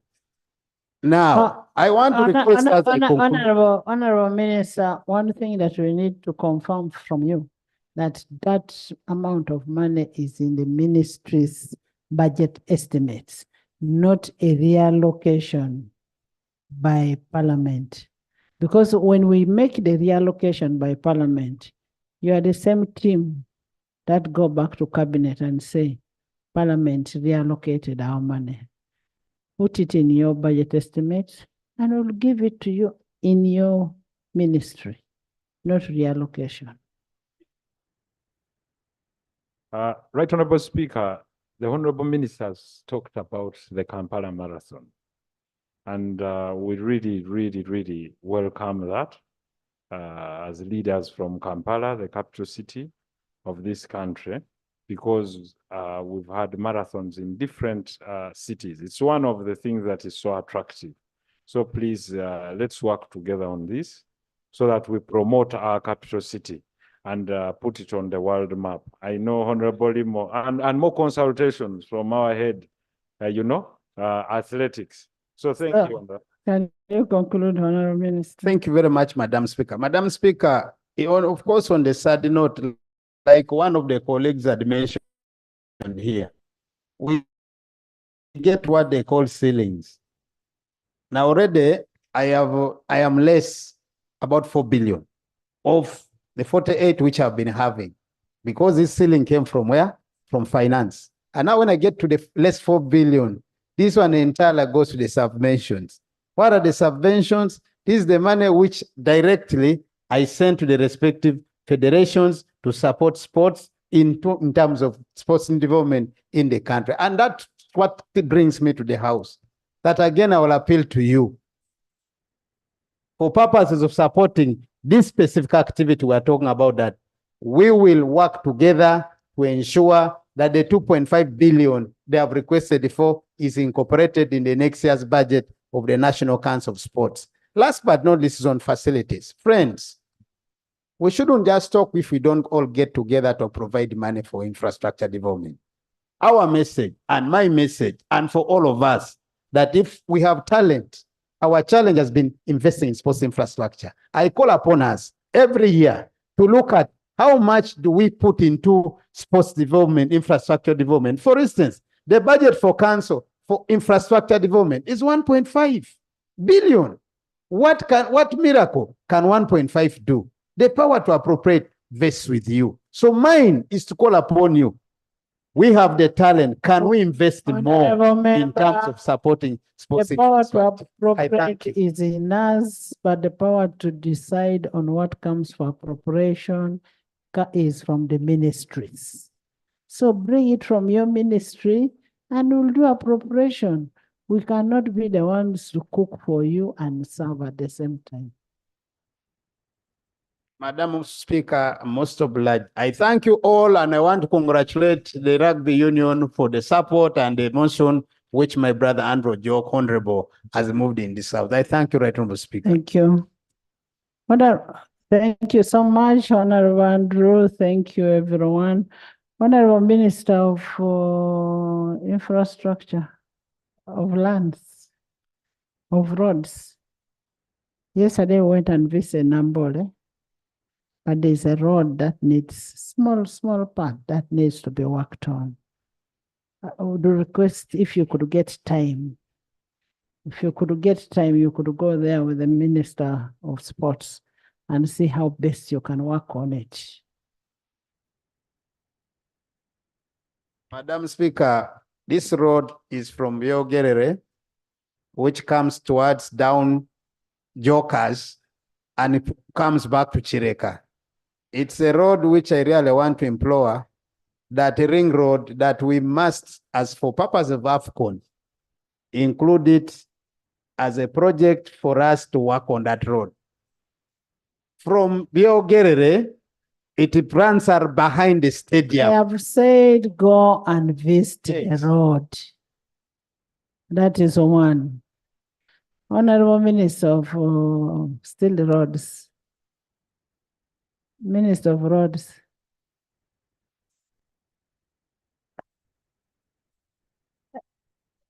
Kampala Ginger. We agreed the other day we don't have a road. We don't have a road. At least put punches on those things. Because now you can't even know where there is a pothole, where there is a what. It is in a terrible state. Just give us an assurance on that road.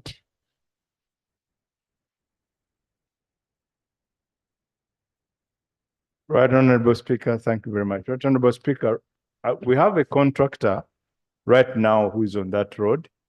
And as I speak, he's concentrating on the Njeru sector. From Ombiko to Njeru, near Nairobi breweries, there's been a very bad spot there.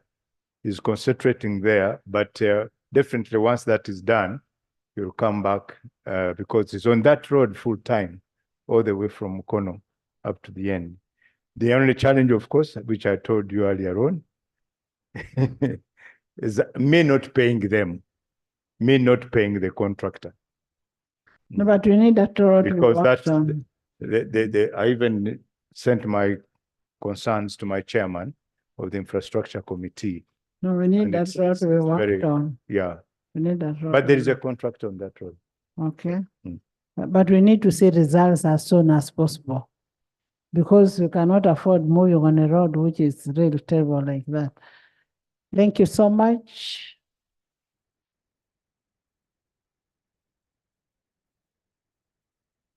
I now put a question on the motion for resolution of Parliament to pay tribute to the government of Uganda for a successful bid to host the 2024-2025 edition of Rugby Africa Cup be adopted by this honorable house. Those in favor say under control and nay.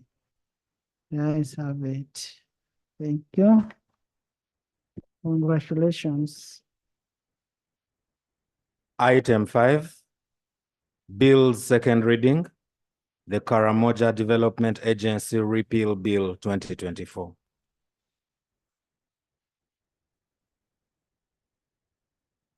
Honorable members, we have a bill, Karamoja Development Association for Repeal 2024.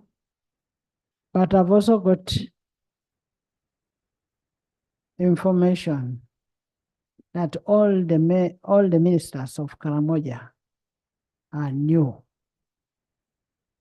They are all new ministers, and they've not harmonized with the members of Karamoja. So I am requesting that we give these people time, they harmonize. They harmonize and come up with a position on KDA. Then they will report to that effect. What do you think, government? What do you think?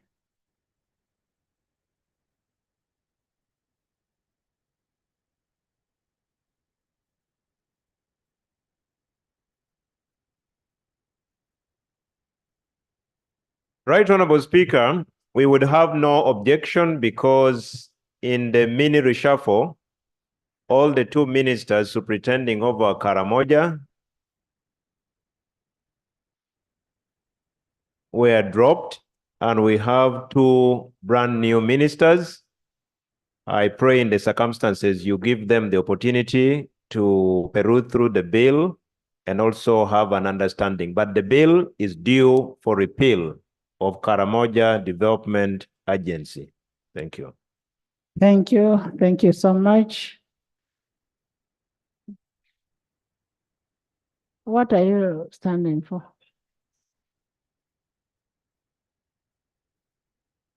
Madam Speaker, I stand on Rules of Procedure 142, which talks about petitions.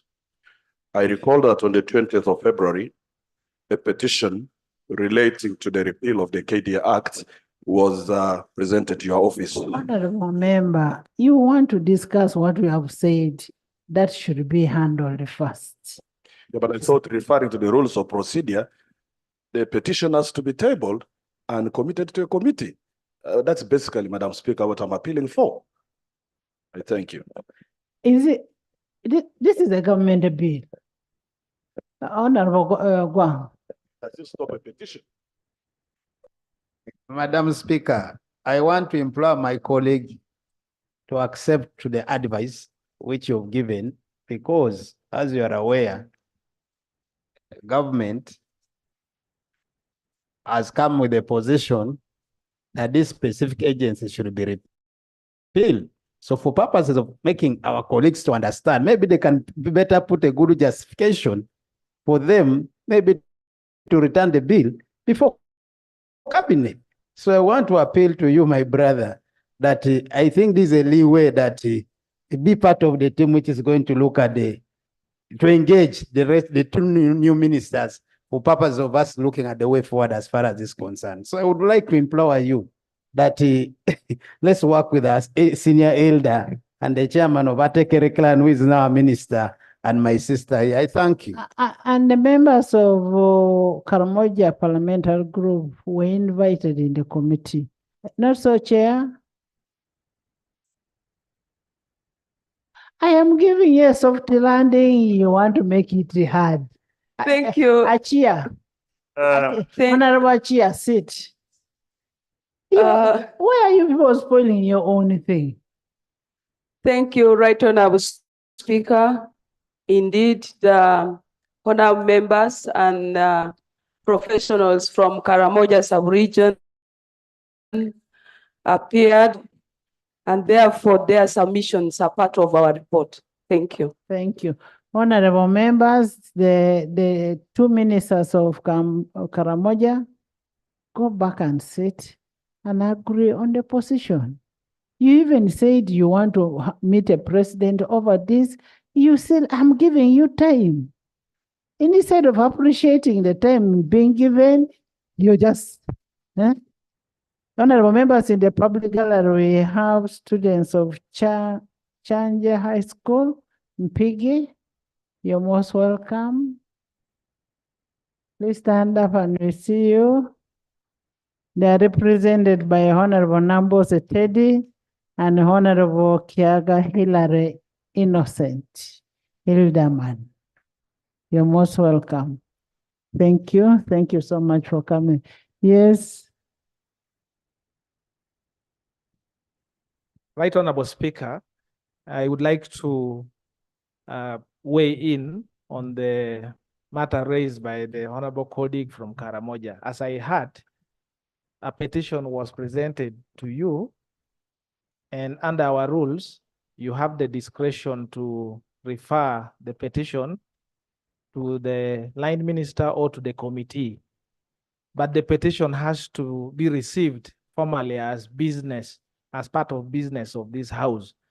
In the circumstances that you have guided, I wanted to implore you that you allow the petition to be briefly presented, and then a reference can then be made so that this house does not stand in any way of the interest raised in the petition, and then the committee can process and bring the report once and for all.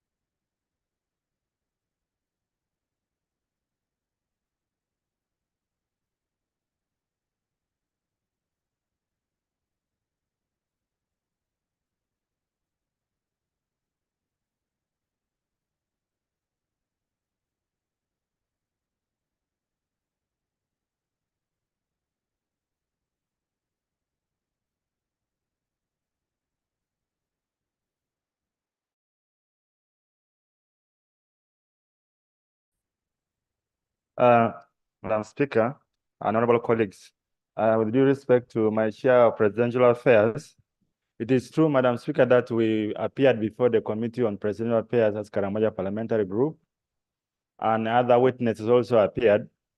But as I recall, there was no petition presented formally to the committee.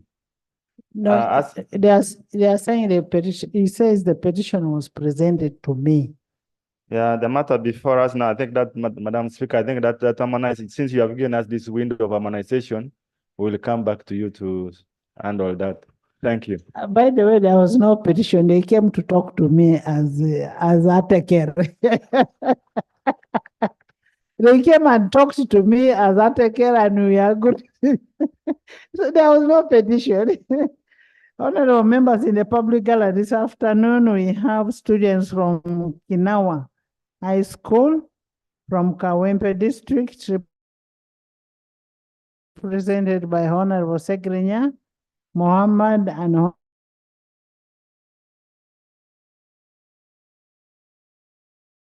Honorable Man. Welcome. Honorable members, can I hear from the government chief whip? All the business that we have is your business. We have 38 bills. We will not handle any other thing apart from the bills. So can I hear from you in terms of availability of your members? And first of all, I'm happy that the ministers today have been more than others. So can I hear from you? Right, Honorable Speaker, I want to thank you for this morning that has taken us to this afternoon. And I want to state that under Rule 112,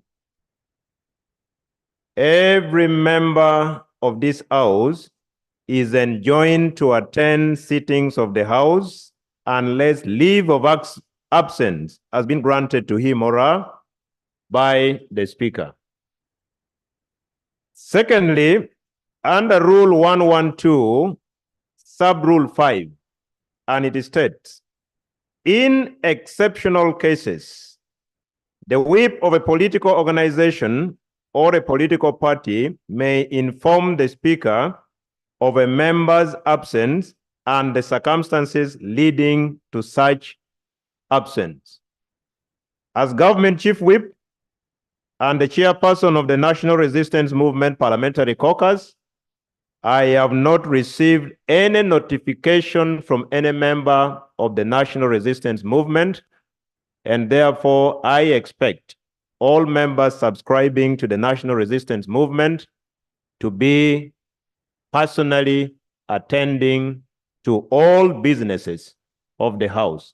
And therefore, Right Honorable Speaker, I notify my members on the floor that we should be in the House because bills introduced by government would require quorum.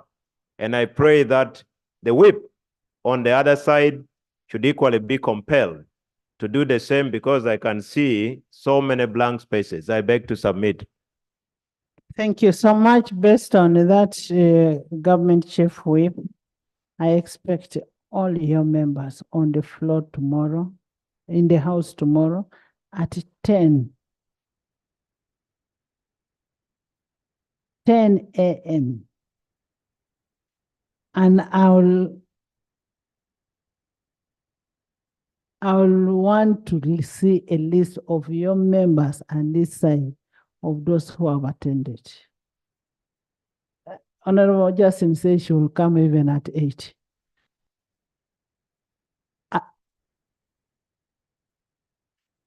Right Honorable Speaker, now that you have, as the custodian of the rules, directed, I pray and also expect all our members to be in the House. And therefore, we shall endeavor as an office to notify all our members to be physically present in the house tomorrow at exactly 10. And remember, I am telling you, we have 38 bills to pass. And we must pass all those bills. I now adjourn the house to tomorrow, 10 a.m.